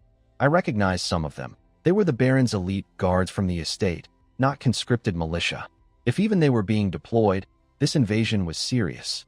I rushed to the herb shop before it closed, bought everything on my list, then headed to Sean's house. Peyton was leaning in the doorway, chewing on a straw, looking as lazy as ever despite the chaos around him. What? You quitting the exam too? He teased. Inside, Gary was packing to evacuate. I handed Peyton the wine I'd bought. His eyes lit up, and he took a long drink. You're way more thoughtful than that nephew of mine. All right, what do you want this time? No point beating around the bush. I've mastered the basic swordsmanship you taught me. I want to learn something more advanced. I pulled out my coin purse, 5 silver coins, exactly his price. But Peyton pushed the money back. I said 5 silver for a month of lessons for you and Sean. That sword you gave me already covered it. He drained the rest of his wine. But we only have one afternoon. How much you learn is up to you. He led me to the backyard clearing, snapped a branch off a tree, and weighed it in his hand. Basic swordsmanship keeps you alive. But this, the branch cut through the air in a vicious arc. This is the lion swordsmanship. Standard combat style of the Golden Valley Kingdom's regular army. Built for killing on a battlefield. I barely had time to wonder how a supposed mercenary knew military sword techniques before he exploded into motion. The branch became a blur, thrusts, diagonal slashes, reverse cuts. No wasted movement, no fancy flourishes. Every strike targeted gaps in armor, throat, armpits, backs of knees. Dust swirled around him. Then he stopped dead, the branch tip hovering an inch from my throat. He wasn't even breathing hard. Got it. Too fast, I admitted, wiping sweat from my forehead. Could you show me once more? He raised an eyebrow, but reset his stance. The moment he moved, I activated focus. The world went quiet. Everything slowed. I could see each muscle in Peyton's body flex, each breath he took, the exact arc of the branch through the air. Details I couldn't possibly have caught before now unfolded before me like a diagram being taken apart piece by piece. I didn't just memorize the movements. I understood the intent behind each one. Which strikes were feints, which were killing blows, which were designed to force an opening. When he finished, I spoke without thinking. The third form's variation, that's not a simple diagonal slash. You adjusted your wrist angle midway. That's for getting around a shield block, isn't it? Peyton's branch snapped in half in his grip. His perpetually sleepy eyes went round. He actually stepped backward. Have you learned this before? No. Focus cut off and dizziness slammed into me. I grabbed the fence to stay upright. Peyton stared at me for a long time, then shook his head, tossed me a branch, and muttered, "Just show me." I reproduced the entire lion swordsmanship from memory. My power and speed were nothing compared to his, and the transitions between moves were a little rough, but every position was precise. He watched in silence, then let out a dry, self-mocking laugh. He slumped against a tree and waved me off. "I've got nothing left to teach you, kid. Just practice until it's smooth." Golden text appeared, skill acquired. Lion swordsmanship, level 1. The focus trait wasn't limited to book learning. It worked for physical skills too. But the cost was steep. Just 2 minutes of focus on something this complex drained more mental energy than 5 minutes of studying text. My head was throbbing. I dragged myself over to the shade next to Peyton and leaned against the trunk. Just need a quick rest. I closed my eyes and exhaustion swallowed me whole. I don't know how long I slept. A piercing scream ripped me awake. The sky had gone completely dark, except to the south, where it glowed orange. Smoke billowed upward, backlit by fire. I lurched to my feet. The smell of blood hit me immediately. Then came the screaming, not just human voices, but bestial roars, and underneath it all, a chewing sound. My blood froze. "Kid, you sure sleep hard." I jolted awake to Peyton's harsh voice. He was staggering toward me, drenched in blood from head to toe. Dark red drops clung to his beard. He smeared his face with one hand, which only made it worse. "Grab your weapon. Now." I scrambled up, pulled my iron sword from the pack he tossed me, and looked around. The sky to the south was glowing orange, thick smoke rolling upward. The stench of blood hit my nose immediately, mixed with screaming, animal-like roars, and something else. A wet, crunching sound. "What happened? What do you think?" Peyton spat on the ground. "Those monsters from the Morning Light territory. They're here." A sharp crack came from behind the fence. 3 hunched figures scrambled over the wooden barrier. They were about half my height, covered in rough brown fur, with the heads of dogs sitting on human-like bodies. Yellow slit eyes glowed in the darkness. Kobolds. I'd heard about them 100 times since coming to this world, but seeing them in person was something else entirely. My heart hammered against my ribs. "Right one's yours. I'll take the 2 on the left." Peyton was already charging before he finished speaking. I steadied my breathing, raised my sword into the lion swordsmanship opening stance, and locked eyes with my target. The kobold gripped a rusty hand axe, tilted its head at me curiously, then lunged with a snarl. I sidestepped and blocked. The impact nearly ripped the sword from my hands. "That's a lot of raw strength." I backed off half a step. The kobold pressed forward, 3 savage chops in a row. I parried each one, but on the third block I deliberately softened my resistance and used the rebound to leap backward. That's when I noticed it. The creature had to pause and catch its breath after each swing, and its turns were clumsy. Strong but slow. I changed tactics. The next time the axe came at me, I ducked under it instead of blocking, and my blade sliced across its ribs. It howled and attacked even more wildly, but wilder meant sloppier. I circled it like a bullfighter, every strike aimed at a vital point. When it overcommitted on a heavy chop and missed, I stepped in and drove my sword through its throat. Hot blood sprayed across my face. Golden text flashed. Combat experience gained. Lion swordsmanship 3 experience. The theory and practice resonance. It worked. But I didn't have time to think about that. I looked over and saw Peyton being pushed back by the other 2 kobolds. I rushed in and caught one with a diagonal slash across its shoulder. It screeched, and its partner abandoned Peyton to swing a spiked club at me. Drawing on what I'd just learned, I sidestepped the heavy blow and cut across its knee. As it collapsed, I reversed my blade and opened its throat. Peyton recovered and stabbed the injured one through the heart from behind. "Nice work," he called out, but his eyes betrayed his shock. He gave me a quick pointer. "Next time, aim for the armpit to temporarily disable them." I checked all 3 bodies to make sure they were dead, then noticed Peyton's left arm. A gash ran deep enough to show bone, his sleeve soaked dark with blood. "Just a scratch," he grunted. More howling echoed from somewhere close. Peyton's face went hard. He pulled me inside the house where Gary was already packed, and waiting by the door with a hunting bow. He bolted the door behind us. "The east granary's on fire," Gary said, voice tight. "At least 20 kobolds are ransacking the market." "Way more than 20, Peyton muttered, wrapping his wound with a torn strip of cloth. "They're organized. Something bigger is commanding them." I peered through a crack in the window shutters. My stomach lurched. The whole village was burning, a dozen fires painting the night sky red. Kobolds roamed the streets in packs, breaking down doors. An old man who'd fallen behind was dragged down by 3 of them, his screams turning into that horrible chewing sound. Further away, a few villagers fought back with pitchforks, but a larger kobold with a rusted sword cut through them in seconds. Gary cursed, ripped up a floorboard, and pulled out a hidden chest. 2 gleaming hunting knives went onto his belt. "Back door is clear for now. What's the plan?" "The estate," I said before Peyton could answer. "Head for the Baron's estate. There'll be guards stationed there, and behind those stone walls, the kobolds can't touch us. That place is basically a small fortress. High walls, arrow towers, strong defenses. These creatures don't have the weapons or the discipline to break through." Peyton nodded. "Do what the kid says." We slipped out the back door. I saw several kobold corpses scattered in front of the house. That explained Peyton's wound. He'd been fighting while I slept. We moved fast through the smoke, hugging the walls. Every time we ran into kobolds, Peyton and I worked together to cut them down. With each real fight, the theory and practice bonus kept feeding me experience. My lion swordsmanship grew smoother, the transitions between moves tightening, each thrust and slash more precise than the last. After turning 2 corners, I grabbed the other 2 and held them back. At the crossroads ahead, 7 or 8 bodies lay tangled together. Villagers and At the crossroads ahead, 7 or 8 bodies lay tangled together. Villagers and kobold. It was a kobold, but unlike any I'd seen. This one was enormous, towering over the others. Its entire body was covered in blood-red scales that glinted with an eerie cold light under the moon. Ahead of us, a squad of soldiers in chainmail was fighting the red-scaled kobold.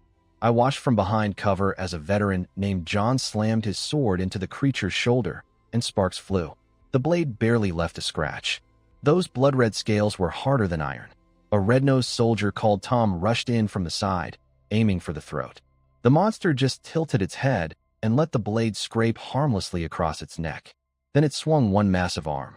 Tom's oak shield exploded into splinters, and he went flying into a burning wall, blood pouring from his mouth. John ordered his last man, Lane, to circle behind. He faked a frontal attack and whipped out a short bow, putting an arrow straight at the creature's left eye. But the thing simply twitched its head. The arrow glanced off the scales covering its eyelid. Even the eyes were armored. Lane attacked from behind, but the monster spun like it had eyes in the back of its skull. One sweep of its giant axe caved in Lane's chainmail and sent him cartwheeling through the air in a spray of blood. Gary whispered behind me, voice shaking. "We should run. If those professional soldiers can't hurt it, we can't run," I said, gripping my sword. Peyton nodded grimly. The kobolds to the south were already closing in on our position. This was the only way through, and this red-scaled monster was blocking it. Peyton looked at me. Got a plan. Through all our fighting and retreating, he'd come to trust my instincts. He'd noticed things I caught. Enemy positions, flanking routes, timing, that even his decades of mercenary experience had missed. I gritted my teeth against the dizziness and forced focus active one more time. A few seconds of agonizing concentration, and then I opened my eyes. It's back. Left side. There's a small patch with no scales. One clean hit there should at least cripple it. Then we run, dead or alive. Doesn't matter, as long as we get past. Good enough. Peyton hauled himself up, face white from blood loss, and charged out of cover. This man who always put self-preservation first now had nothing but resolve in his eyes. His sword found a gap between the scales at the kobold's knee joint, grinding in with a sickening screech. The monster looked down at him with blood-streaked eyes and grinned. Actually grinned, bearing jagged fangs. I sprinted forward and screamed at John. "Shoot!" The veteran didn't question it. He rolled to one side, dropped to a knee, and drew his bow to full tension. Peyton twisted his blade in the knee joint and drove it half an inch deeper. The kobold howled and whipped its tail at him. He ducked just in time. John's arrow whistled toward the creature's right eye. Just like before, the monster closed its eyes, trusting its armored lids to protect them. That was my opening. I triggered focus to its absolute limit. The world crawled. I could see the arrows spinning through the air, the twitch of every muscle as the monster raised its arm, even the trajectory of sparks drifting from the burning buildings behind us. 3 steps. My sword cleared its sheath. Moonlight caught the blade. Lion swordsmanship flowed through me. Pure killing intent, no wasted motion. By the time the creature sensed danger, it was too late. My sword punched into the soft pink flesh on its lower left back. Blood erupted like a geyser. The kobold screamed and thrashed its axe wildly. I knew the wound wasn't fatal. I pulled back immediately to get clear. I was about to yell for everyone to run when something stopped me cold. The blood spraying from the wound burst into flames before it even hit the ground. Fire swept inward, engulfing the monster's entire body. In seconds, the towering red-scaled kobold was shrieking inside a column of fire. And then, nothing. Just ash. As the flames died, I squinted at the remains. Something tiny was flickering in the embers. A small crystal, glowing with a strange red light, pulsing like a living heartbeat in the ashes. The moment the red-scaled kobold died, something changed.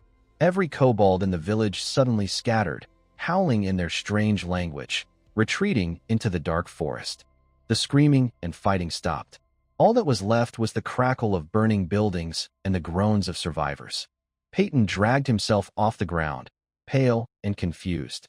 His wound had torn open again, and his arm was useless.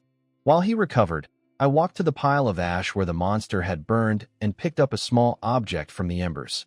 A blood-red crystal, no bigger than a fingernail, smooth as a gemstone, with amber lights swirling inside it like liquid flame.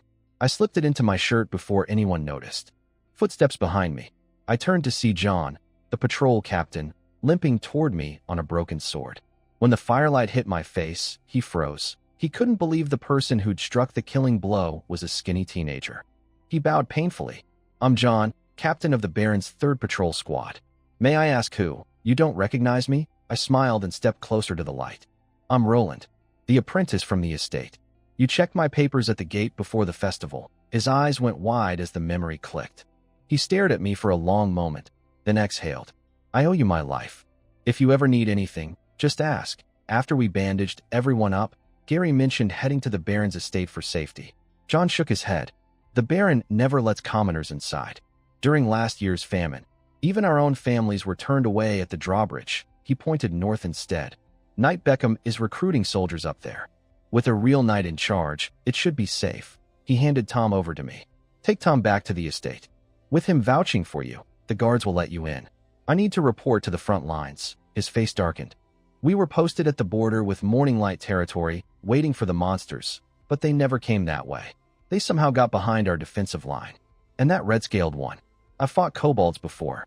They've never been this cunning, and they've never produced anything that powerful." He waved us off and headed south. I said goodbye to Peyton and Gary, and Tom and I made it to the estate without trouble. With Tom's word, the guards let me through. Inside, the apprentice boys were gathered on the open ground, staring at the distant glow of the burning village. Some were panicking, some crying.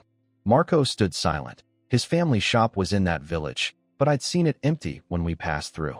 His father must have fled early. Smart man. I ignored them all, stumbled to my bunk, and collapsed. Between burning through my mental energy with focus and fighting for my life, I had nothing left. I was asleep before my head hit the pillow. Morning light woke me.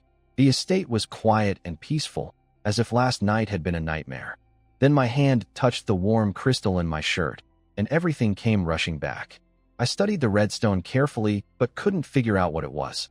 I set it aside and splashed cold water on my face, thinking through what I'd learned. Against regular kobolds, I could hold my own. But that red-scaled variant was on another level. Even with Peyton and John helping, I'd only managed to wound it. Alone, I wouldn't survive a single exchange. I needed to get stronger. Fast. I opened my pack. The herbs I'd bought had survived the chaos mostly intact. Following the parchment's recipe, I ground each ingredient into fine powder with a mortar and pestle. The grayish-black mixture looked completely unimpressive. This is really supposed to strengthen my body. Doubts aside, I kept going. When I added the silver dust, the last ingredient, something extraordinary happened. The powder seemed to melt on contact, tiny silver sparkles appearing at first, Then the whole mass started writhing and contracting as if pulled by invisible hands. The dry powder turned wet, took on a silver sheen, and within a few breaths had transformed into a thick, mercury-like liquid that rippled gently in the bowl like something alive.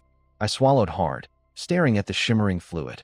After double-checking the parchment to confirm this was exactly what was supposed to happen, I stripped off my clothes and spread the silver liquid across my entire body. The first sensation was cool, like stepping into a spring stream. My tense muscles relaxed for one blissful moment. Then the pain hit. Every muscle beneath my skin clenched at once. It felt like 10,000 silver needles plunging into every pore, racing through my veins and into every limb. My body shook violently as the silver liquid crawled into my pores like something alive, then seeped back out carrying dark red impurities. With each cycle, the silver faded, turning back to grayish-black sludge.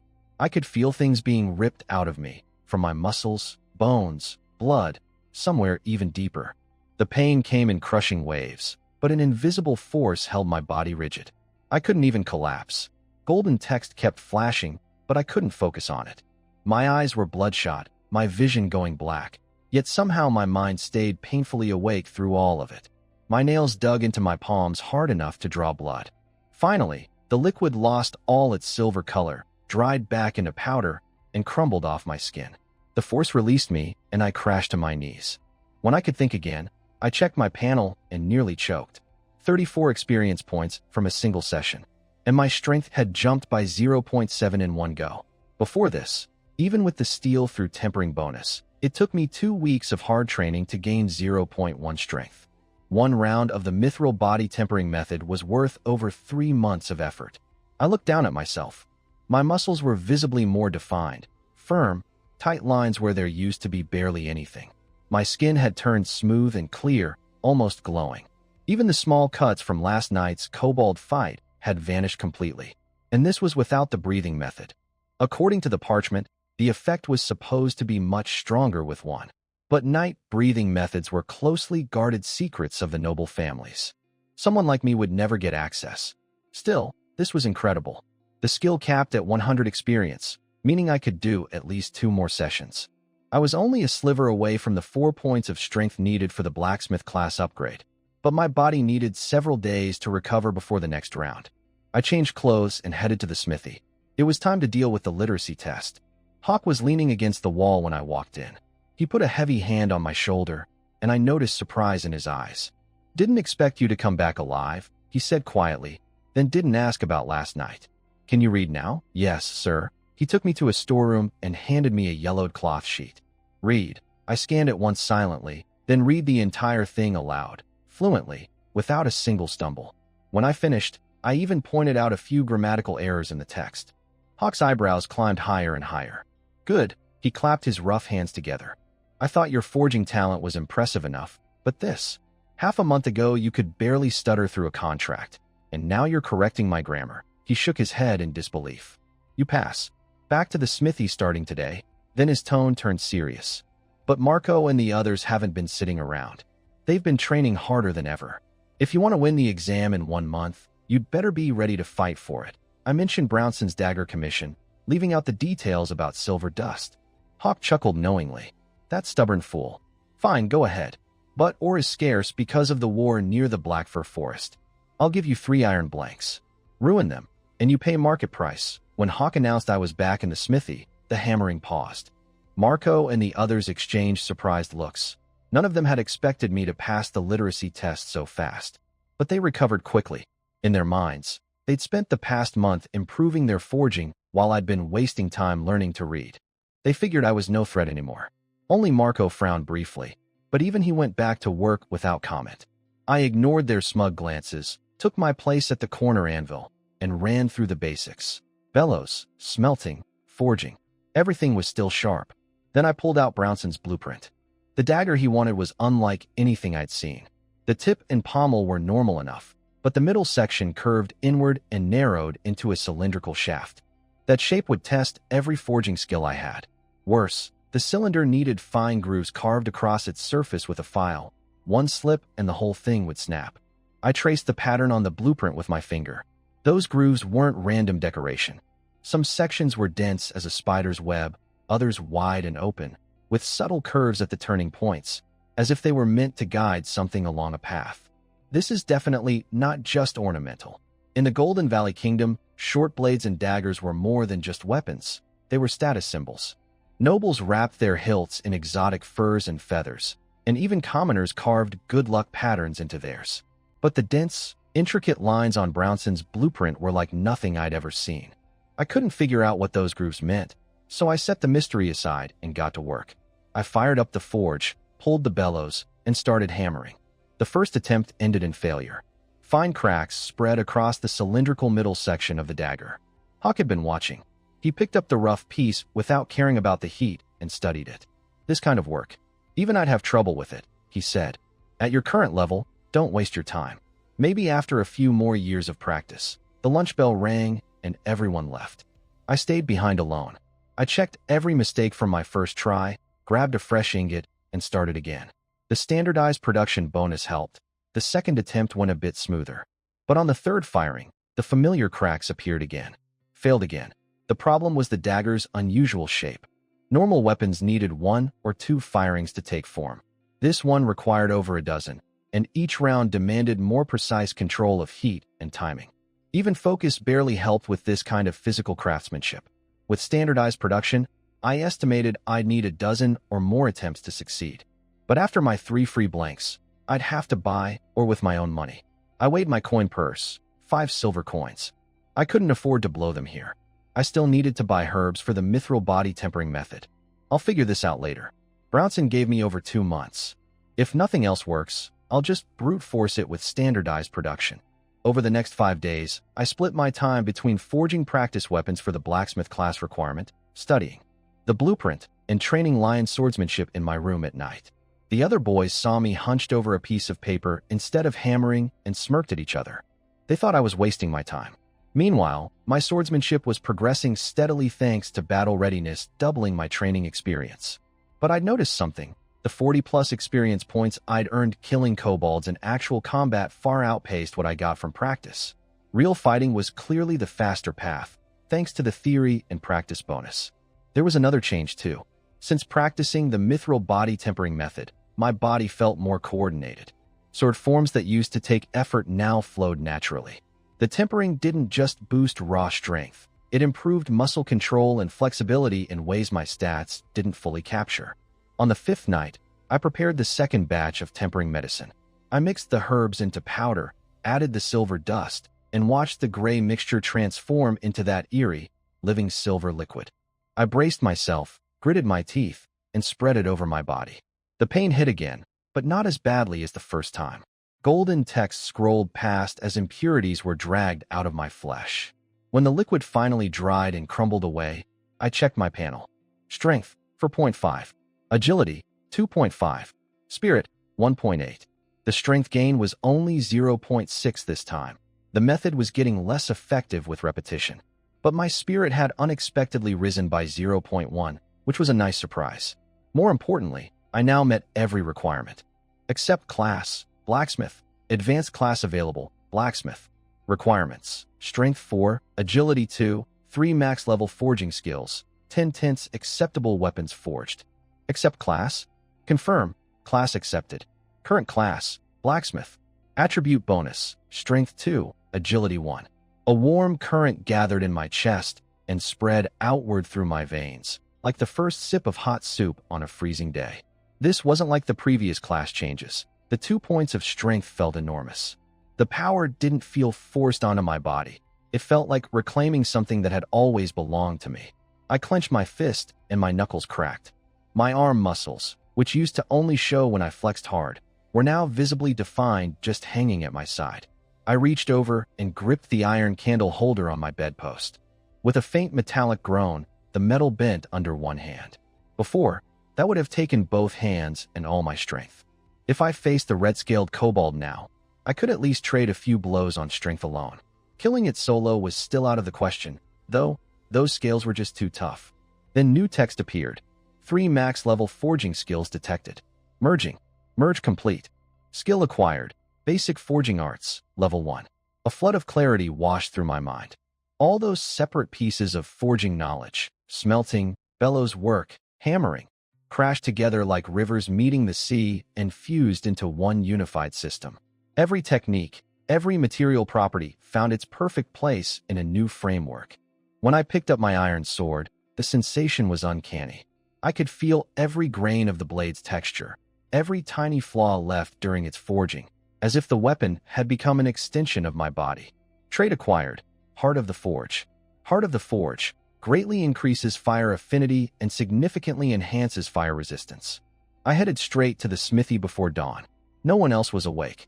I lit the forge, pulled the bellows, and as the temperature climbed, I noticed something strange. The suffocating heat that usually filled the room felt pleasant, cool almost. I held my hand over the flames. Where fire should have burned, I felt only comfortable warmth. And beneath that, something else, a faint sense of the fire's mood, its rhythm. Like looking through frosted glass at a living thing. I couldn't truly communicate with it, but I could feel it was there. So this is fire affinity. I grabbed an ingot. The moment it touched my hands, I instinctively knew its weight and quality. That was the basic forging arts at work. I placed it in the fire, and instead of watching the metal's color to judge the heat like before, I could now sense the temperature distribution inside the ingot through the flames themselves. I pulled it out before its color fully changed, and it landed on the anvil in the perfect forging state. I started hammering. The rhythm came naturally, each strike precise. Firing, hammering, firing again. The cycle repeated until the shape on the anvil matched Brownson's blueprint perfectly. I quenched it in cold water, polished it, and there it was. Done, a strange, beautiful dagger with a cylindrical middle section. The piece Hawk had said would take me years to master. I'd done it on my first try after becoming a blacksmith. One finished item forged. Basic forging arts 1 experience. Only 1 point per completed item. With a 100-point cap per level, that meant a lot of forging ahead. And the blacksmith class hadn't resonated with any of my 3 basic classes. Maybe advanced classes couldn't resonate with basic ones. Heavy footsteps behind me. Hawk walked in, started to greet me, then froze when he saw the dagger in my hand. You actually made this thing? He snatched it from me, running his fingers along the blade. For a long time, he just stared at it. When he finally looked up, his expression was a complicated mix of astonishment and something like frustration. If I hadn't already set the rules, he said quietly, I'd take you as my apprentice right now. I mean your skill is already good enough? He grunted, then went quiet. I could see the wheels turning. It had taken him 40 years to reach where he was. I'd touched that threshold in under 3 months. But then something shifted in his eyes. The irritation melted away, replaced by something warmer. He chuckled to himself, muttered something about stars and passing on craft, and clapped my shoulder. Good work, boy. Keep preparing for the exam. I spent the next 20 days carving those intricate grooves into the dagger's cylindrical section. The carving itself wasn't technically difficult, but it demanded extreme patience and ate up enormous amounts of time. I worked every waking hour, stopping only to eat and sleep. I finished just before the exam date. That evening, I wrapped the completed dagger in rough cloth and walked to Brownson's shack in the far corner of the estate. I knocked. The door creaked open, lamplight spilling out around his hunched silhouette. Before I could say a word, his eyes locked onto my chest, and his pupils shrank. What is that you're carrying? I frowned, my hand instinctively moving to my shirt. Underneath it, resting against my skin, was the blood-red crystal, the one left behind when the red-scaled kobold had burned to ash. The red crystal had been giving off a faintly eerie glow ever since I'd found it, so I kept it tucked against my chest under my shirt. I had no idea how Brownson could sense it through fabric, but since he'd already noticed, there was no point hiding it. Besides, I had plenty of questions about the thing myself. That kobold bursting into flames still haunted me. I pulled out the crystal and held it toward him. Is this what you mean? His pupils shrank to pinpoints.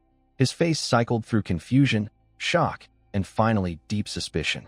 His hands trembled as he asked to examine it. I handed it over. He turned the crystal slowly under the lamplight, studying every surface.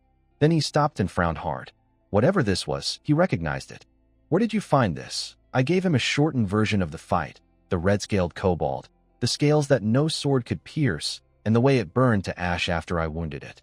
When I mentioned the scales and the fire, something flickered across his face. Scales. Fire.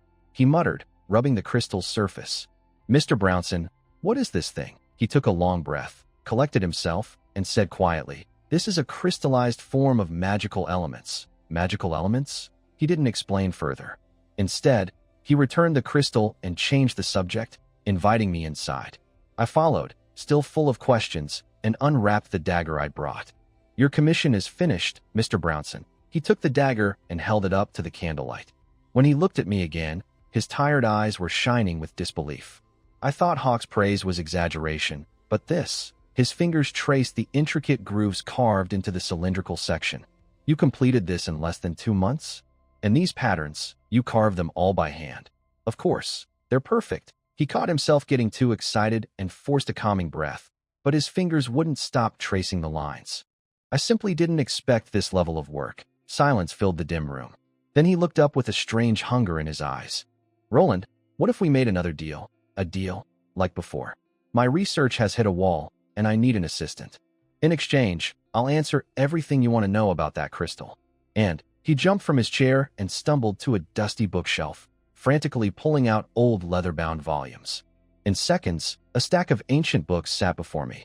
Their covers were cracked and faded, filled with twisted script that looked nothing like the kingdom's standard writing. I could barely make out the word theory. He smiled bitterly. "The only thing I have to offer is that I've read a few more dusty books than most people. If you'll work as my assistant, I'll hold nothing back. Every question you have, answered. These books alone could change everything for you." I went quiet. The candle flame danced in my eyes as I waited. To anyone else, this might have seemed like a bad trade. But for me, it was exactly what I needed. Since arriving in this world, I'd been stumbling around blind, piecing together scraps of information from overheard conversations and cheap novels. I'd planned to take things slowly, but the kobold attack had shattered that idea.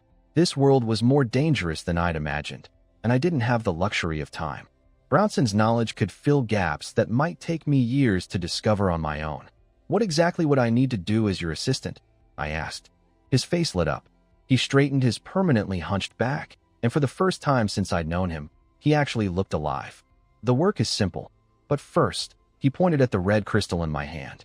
"Let me answer your questions about this." He cleared his throat and began in a steady voice. "You've read about wizards in those novels, yes? What made wizards legendary were their spells. Extraordinary, reality-bending magic.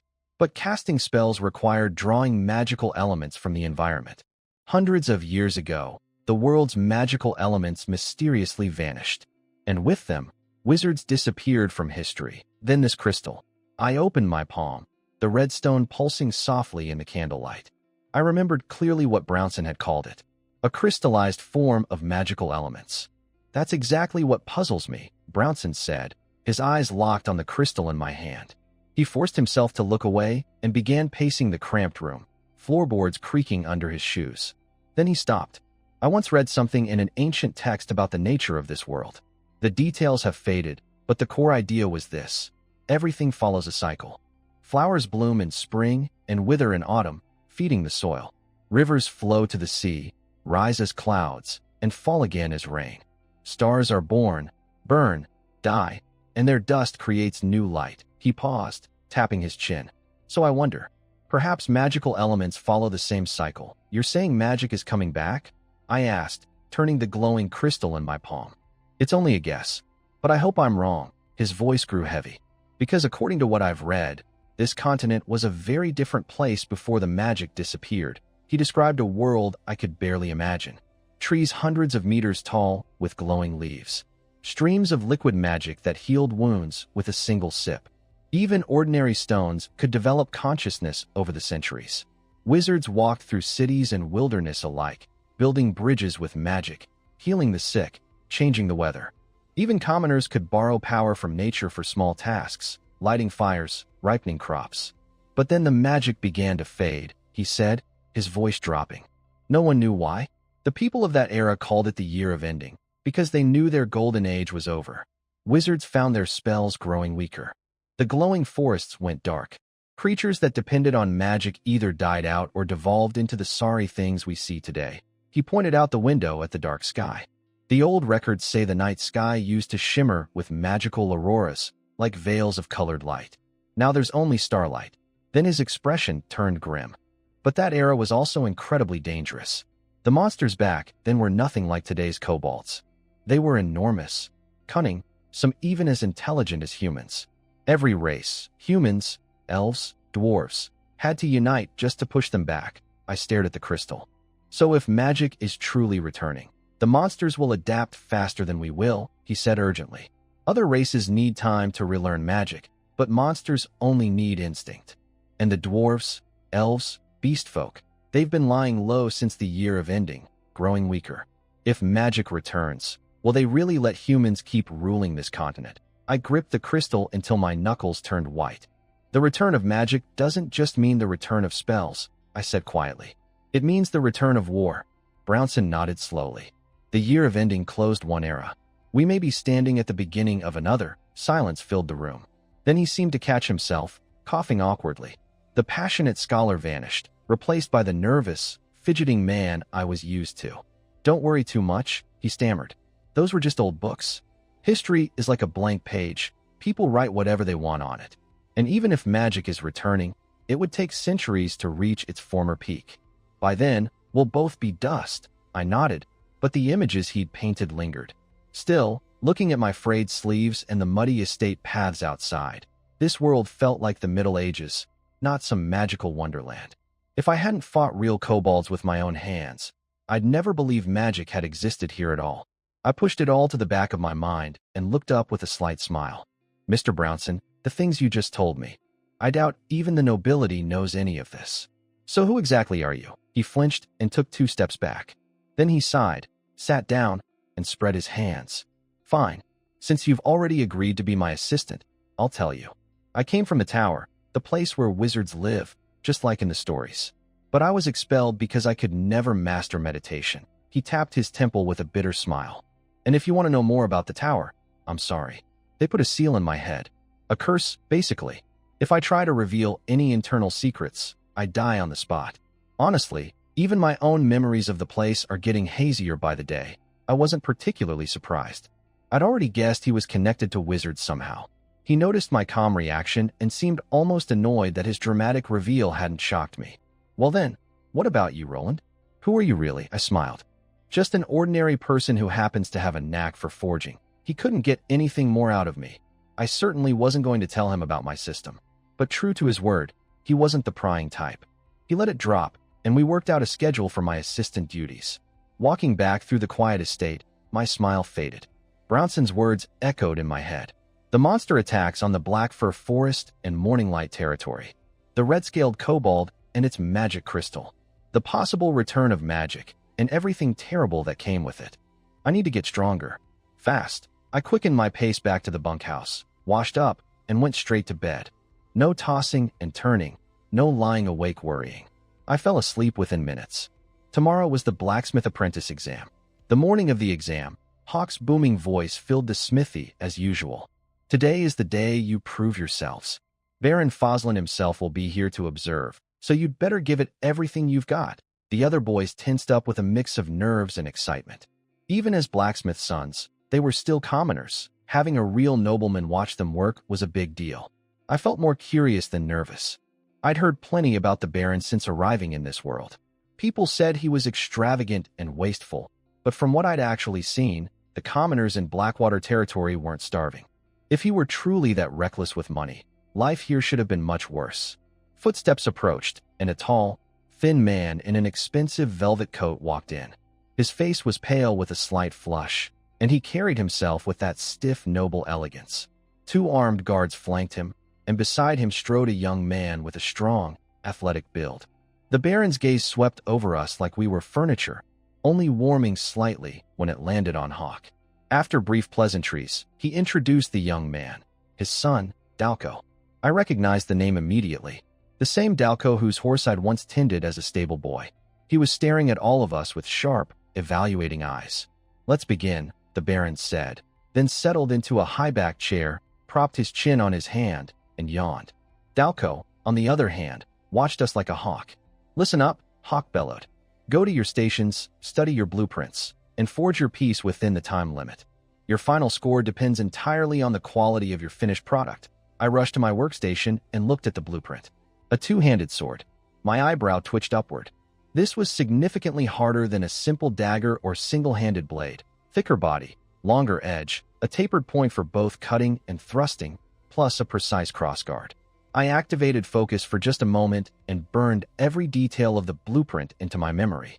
While the other boys were still squinting at their drawings, I was already at the forge, loading charcoal, pulling bellows, heating the ingot. One fluid motion after another, no hesitation. By the time the others put down their blueprints, I was already hammering. What the hell? How is he so fast? He's probably given up. Look, he's not even checking his work between strikes. He knows he can't win, so he's rushing to get it over with. They comforted themselves with that thought and got to work. The smithy filled with the sound of hammering. I didn't hear any of it. With basic forging arts, I could judge the exact state of the metal just from the feel of each hammer strike. With Heart of the Forge, I didn't even need to open my eyes to sense how evenly the piece was heating in the furnace. Every skill, every trait, every bonus was working together in perfect harmony. Over by the Baron, Dalco's eyes had fixed on me. He leaned toward Hawk. That one. What's his name? Roland. Hawk's face was stern, but the corner of his mouth betrayed him. Interesting. Dalco nodded openly. You know I'm entering the Knight Academy soon. With my abilities, passing the graduation exam and earning a knight's breathing method won't be a problem. But every knight needs a skilled blacksmith at his side. That's his decision to make, Hawk replied carefully. His forging talent rivals my own. After this exam, it won't be long before he earns full certification from the Blacksmith Guild. Once he's a recognized smith, where he goes is up to him. Dalco looked at me again, and this time the casual interest in his eyes had turned into something much more intense. I didn't notice any of this. I was already in the final polishing stage. When I finished, I ran my fingertip along the blade and flicked it lightly. A clear, resonant hum rang out, the sound of well-forged steel. I turned, lifted the gleaming two-handed sword above my head, and called out, "Master Hawk, my piece is finished." My voice cut through the hammering, and every sound in the smithy stopped dead. The Baron straightened in his chair, suddenly wide awake, studying me with new interest. "Nonsense," Hawk barked, though his voice softened at the end. "Did you forget procedure? Inspect it 3 more times. We'll evaluate everyone's work together after all pieces are complete." "Yes, sir." The exam dragged on for hours. One by one, the other boys finished their two-handed swords and lined them up on their anvils. Hawk walked down the line, inspecting each one. His face grew darker with every stop. Out of respect for the Baron watching nearby, he held back from his usual screaming, but his voice was grim enough. "Smelting temperature too high. Fail. Hammering force insufficient. Fail. Doesn't match the blueprint. Fail." Then he reached Marco. The boy stood tall, chin up, meeting Hawk's gaze with confidence. Hawk picked up Marco's sword and studied it for a long time, much longer than the others. Marco's chest swelled with pride. "Not bad," Hawk finally said. "Your force, rhythm, and placement are solid. The smelting temperature was slightly off, but you pass." Marco bowed and thanked him, then shot me a look full of contempt. In his mind, I'd spent the past month carving pointless grooves into a weird dagger instead of actually practicing. Talent meant nothing without daily training. He was sure he'd beaten me. Then Hawk walked to my anvil. He tapped my blade twice with his finger, and his eyes went wide. "Perfect. Pass." His voice boomed across the smithy. "Roland wins this examination." He clapped my shoulder with a rare smile. "You're under my wing now, boy. Don't even think about slacking." "Understood." "Yes, sir." Inside, my heart was pounding.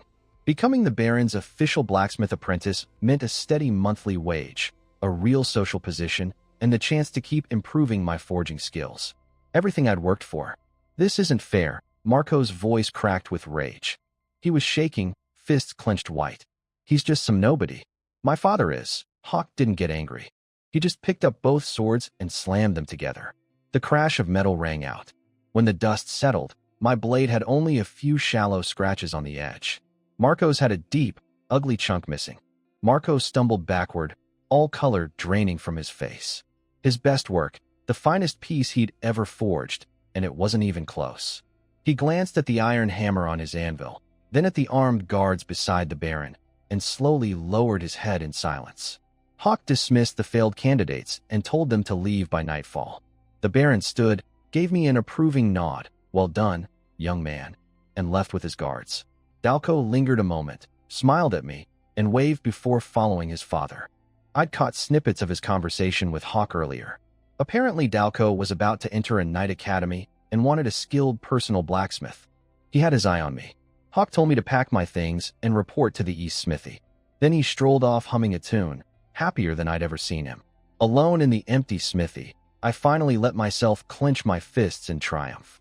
3 months. A normal person would need at least a year just to become an apprentice, and my skills already exceeded that level. But I couldn't afford to relax, not after what Brownson had told me about the world. I went to the bunkhouse, packed my bag, and opened the door. 15 boys were waiting outside. Big ones. I recognized their faces, the commoner kids who'd barely passed the literacy test. Some of them were the same ones who'd bullied me when I first arrived, back when I was too weak to fight back. This had Marco's fingerprints all over it. His plan was clever. Hawk's rule was clear: anyone caught fighting gets expelled. These boys had already failed the exam. They had nothing to lose. But if I fought back and got caught, I'd lose everything. Except the plan had one fatal flaw. I'd already passed the exam in front of the Baron himself. Hawk wasn't going to expel his new apprentice over something like this. And these boys had no idea how much I'd changed. Some of them had made my first weeks in this world miserable. I hadn't forgotten. I stepped outside and smiled. Looking for me, the biggest one cracked his knuckles and sneered. Think you're special because you cheated your way through the exam? Time to learn some manners. They had me surrounded, 3 behind, 5 on the sides, the rest in front. Organized. Rehearsed. The leader threw a punch at my face. I caught his fist in one hand. My fingers locked around his wrist like an iron vise. One twist. Crack. His wrist dislocated. Before his scream finished, my knee buried itself in his gut. His body, 80 kilograms at least, flew backward like a rag doll and bowled over 3 others. The rest froze in disbelief. They remembered me as the scrawny kid who couldn't even carry a bucket of ore. But after 2 rounds of the mithril body tempering method, a blacksmith class upgrade, and months of combat training, I had 6.5 strength. These boys were children to me now. Get him! They rushed me all at once. I sidestepped the first fist and chopped the nearest boy across the neck. He dropped without a sound. I ducked under a swinging stick, drove my elbow into the attacker's ribs. I heard them crack, and caught the falling stick in midair. One sweeping swing sent 3 more tumbling. Less than a minute later, the ground was covered in groaning bodies. The last boy standing was trembling so badly he'd wet himself. When I walked toward him, his eyes rolled back and he fainted. From the shadows behind a tree, I heard Marco hissing curses. Useless. Where are the guards? They always patrol here at this hour. Right on cue, heavy footsteps approached. Marco burst out of hiding, waving at the approaching soldiers. Sir, they're brawling. He attacked them. The lead soldier frowned and marched toward me. Marco's face split into a grin. Then he saw my expression, and the grin died. Because when I recognized the soldier walking toward me, I smiled. Well, aren't you the tough guy? The lead soldier stomped over and nudged the groaning boys on the ground with his boot. Hit them any harder, and they'd be meeting the Heavenly Father. Want me to throw you in a cell for a year or 2? I just smiled. Captain John, when did you get back? His stern act crumbled instantly. John burst out laughing and slapped my shoulder hard. Got back 2 days ago. So what's all this about? I nodded toward Marco, who was standing frozen nearby, and explained my theory, that Marco had paid these boys to jump me, hoping the no-fighting rule would get me expelled. John clicked his tongue and glanced at Marco. Kid didn't come out himself? At least he's got some brains. Then he leaned close and whispered, So how do you want to handle him? Captain, I appreciate it. But his father, Henry, is the most famous blacksmith in Blackwater. Henry? So what? John waved dismissively. He's just a commoner with good hammer skills. His son starts trouble on a noble's estate. I deal with it by the book. What's Henry going to do about it? But we don't really have solid proof. Proof? John grinned. Toss him in the dungeon first. Proof has a way of showing up after that. Won't this cause problems for you? Are you looking down on me? He threw his arm around my shoulder. If it weren't for you, I'd be kobold food right now. This is nothing. He was right. Marco had tried to have me crippled by a hired mercenary, then set up this ambush. I'd kept a mental tally of every single thing he'd done. If it weren't for his father's influence, I would have dealt with him personally long ago. Now the opportunity had landed in my lap. I'll leave it in your hands, Captain. That's more like it. John barked at his 2 soldiers. Grab that one. Marco hadn't heard our conversation. He was still standing there confused when the guards reached for him. When he realized what was happening, he fought back. Years of swinging hammers had made him surprisingly strong, and the guards were hesitant about roughing up a blacksmith's son. They struggled to hold him. John strode forward, hand on his sword. Resisting, Marco's voice cracked. "Sir, I don't understand. Why are you arresting me?" "Why?" John pointed at the beaten boys on the ground. "You trained alongside these people under Master Hawk. When they were being attacked, why did you stand there and do nothing?" Marco's jaw dropped. Of all the reasons he'd expected, this wasn't one of them. "But Roland's too strong. I would have just gotten hurt too." "Coward," John roared. "Nothing disgusts me more than a coward." He glared at his men. "What are you waiting for? Do I need to do it myself?" The soldiers grabbed Marco's arms in iron grips. His eyes went wild as it finally sank in. He glared at me and John with pure venom. "You can't do this to me. My father is." John's sword pommel slammed into his stomach. The rest of the threat came out as a wheeze. "Take him to the dungeon. Question him thoroughly. And if I find out you went easy on him." "Yes, Captain." The guards dragged Marco away. John scattered the rest of the beaten boys with a bark, and they limped off without daring to look at me as they passed. Once we were alone, John relaxed. "I hear today was the apprentice selection. You passed." "I did." "Huh? Not only can you fight, you're a master forger too." He picked up my dropped pack and handed it over. "Listen, I'm still on patrol. How about I come find you tonight for drinks? You're reporting to the East Smithy, right?" Hawk probably wouldn't let me drink. At the mention of Hawk's name, John's confidence wavered slightly. "Write his rules." "Okay, you watch me drink. I'll bring good food." I laughed. "Deal. I'll skip dinner and wait for your feast." After he left, I headed to the East Smithy. When I walked through the door, I stopped and stared. The forging hall was 3 times the size of the old workshop, gleaming iron workstations in neat rows, full sets of brand new tools at every station. My old training area was a shack compared to this. A tall, friendly young man named George introduced himself as one of Hawk's apprentices and showed me around. The atmosphere here was completely different. No cutthroat competition, just colleagues doing their work. The pay system was simple. Complete your monthly forging quota for base salary, do extra work for bonus coins. Most apprentices just did the minimum. "This is basically paradise for slacking off," I murmured to myself. That evening, John showed up right on time, loaded with packages that smelled of roast meat and wine. He barged into my new private room, a huge upgrade from the crowded bunkhouse, set up a table, and got straight to business. "So what did you want to ask me?" "I want to learn archery," I said, biting into a chicken leg. I hadn't forgotten his incredible bowmanship during the kobold battle. If that red-scaled monster hadn't been covered in impenetrable scales, John's arrows alone might have killed it. "Archery? Done." He thumped his chest. "Too late to start tonight, but we'll begin tomorrow. Let me explain the basics first." As he talked, I realized archery was far more complex than I'd imagined. Stance, breathing, finger placement, power transfer. Every detail mattered. As the night grew late, I asked one more question as casually as I could. "By the way, Captain, what happened with those kobolds from the Morning Light territory?" John's smile vanished. The easygoing veteran's face tightened, and he let out a heavy sigh. John's expression told me everything before he even spoke. I asked carefully, "Were you defeated by the kobolds?" He let out a heavy sigh, drained the last of his wine, and slumped back in his chair. "If we'd actually fought them, that would have been better. The truth is, we never even saw them." He explained that the kobolds kept slipping past their defensive lines, always attacking villages in the dead of night. By the time the soldiers arrived, the monsters were already gone, vanished like rats into holes. What made it worse was that they'd found goblins mixed in with the kobold raiding parties. Goblins were usually timid scavengers that stole livestock at most. Now they were carrying weapons and killing humans alongside the kobolds. John's fist slammed the table so hard the cups jumped. His eyes were red with fury and frustration, haunted by the things he'd seen: blood-soaked huts, mangled bodies, orphaned children screaming. Eventually, the commander had to request war horses from the Baron and 4 mounted scouts to patrol day and night.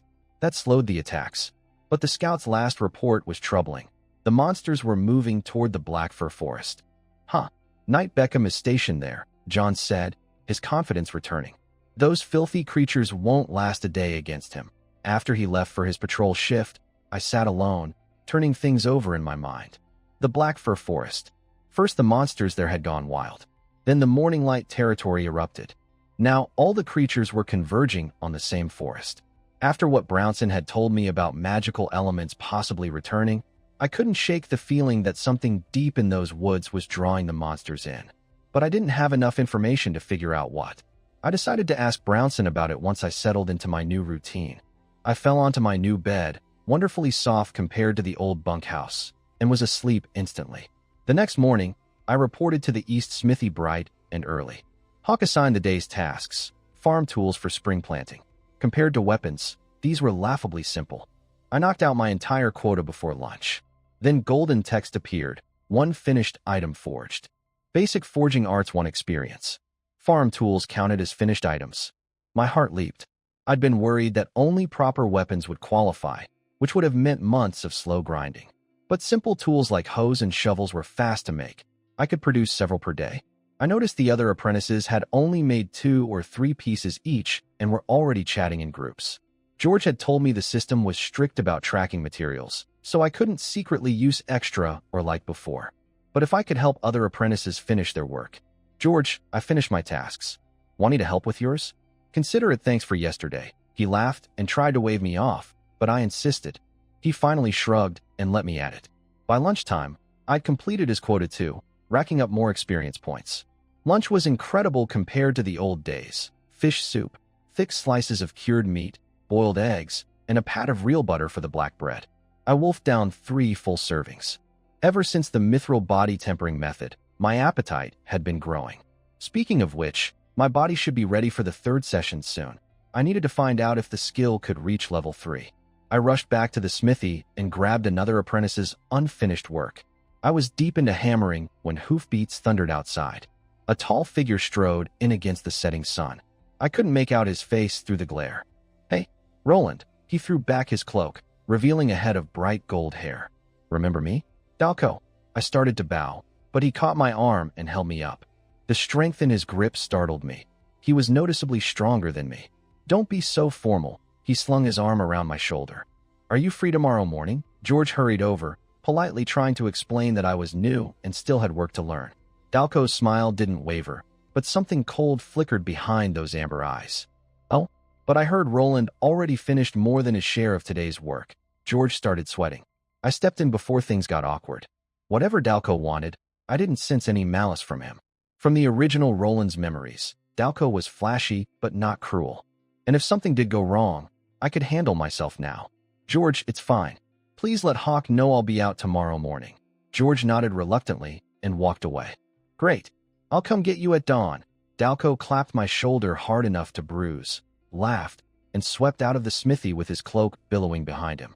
I rubbed my sore shoulder, watching him go. Well, came John's voice from behind me.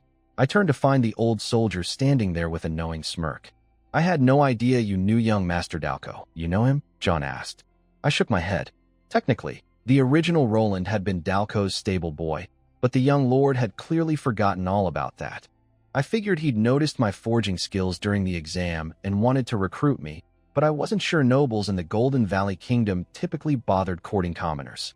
I decided to stop overthinking it and deal with tomorrow when it came. Your patrol's done? I asked John. Obviously, he rolled his eyes and tossed me a short bow. Here, it was a plain birchwood bow, unvarnished, with a fraying hemp string and hairline cracks in the grain. Well used, but still functional. This was my first training bow, John said proudly. I turned it over in my hands, already thinking about improvements to the grip. Professional habit. Save the tinkering for later.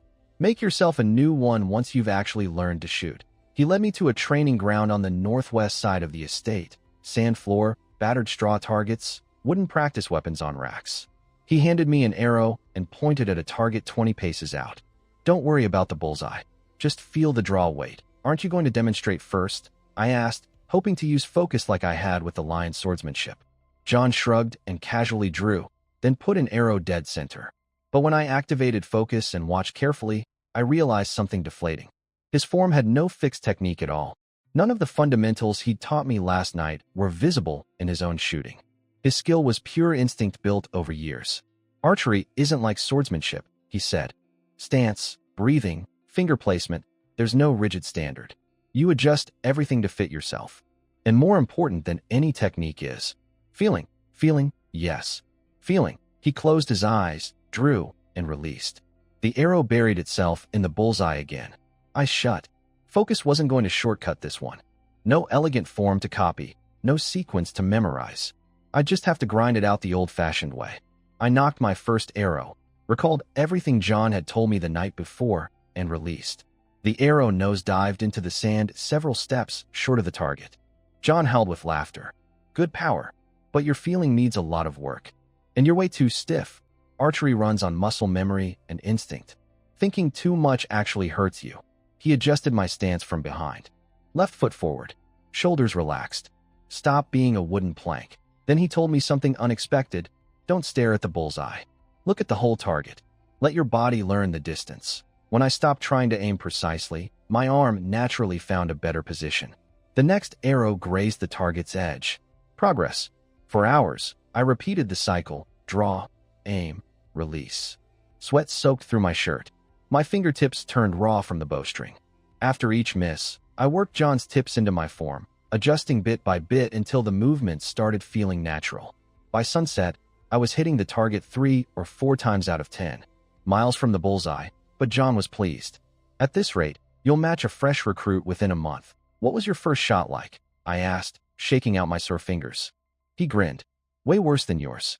My first arrow nearly scalped the instructor. He chased me around the entire training field. We both laughed as the sun stretched our shadows long across the sand. Then John dusted himself off and headed out, telling me I could keep using the training ground. He'd cleared it with the patrol guards. After he left, I kept shooting until the sky was nearly dark. Arrow after arrow, my body slowly absorbing that elusive feeling John kept talking about.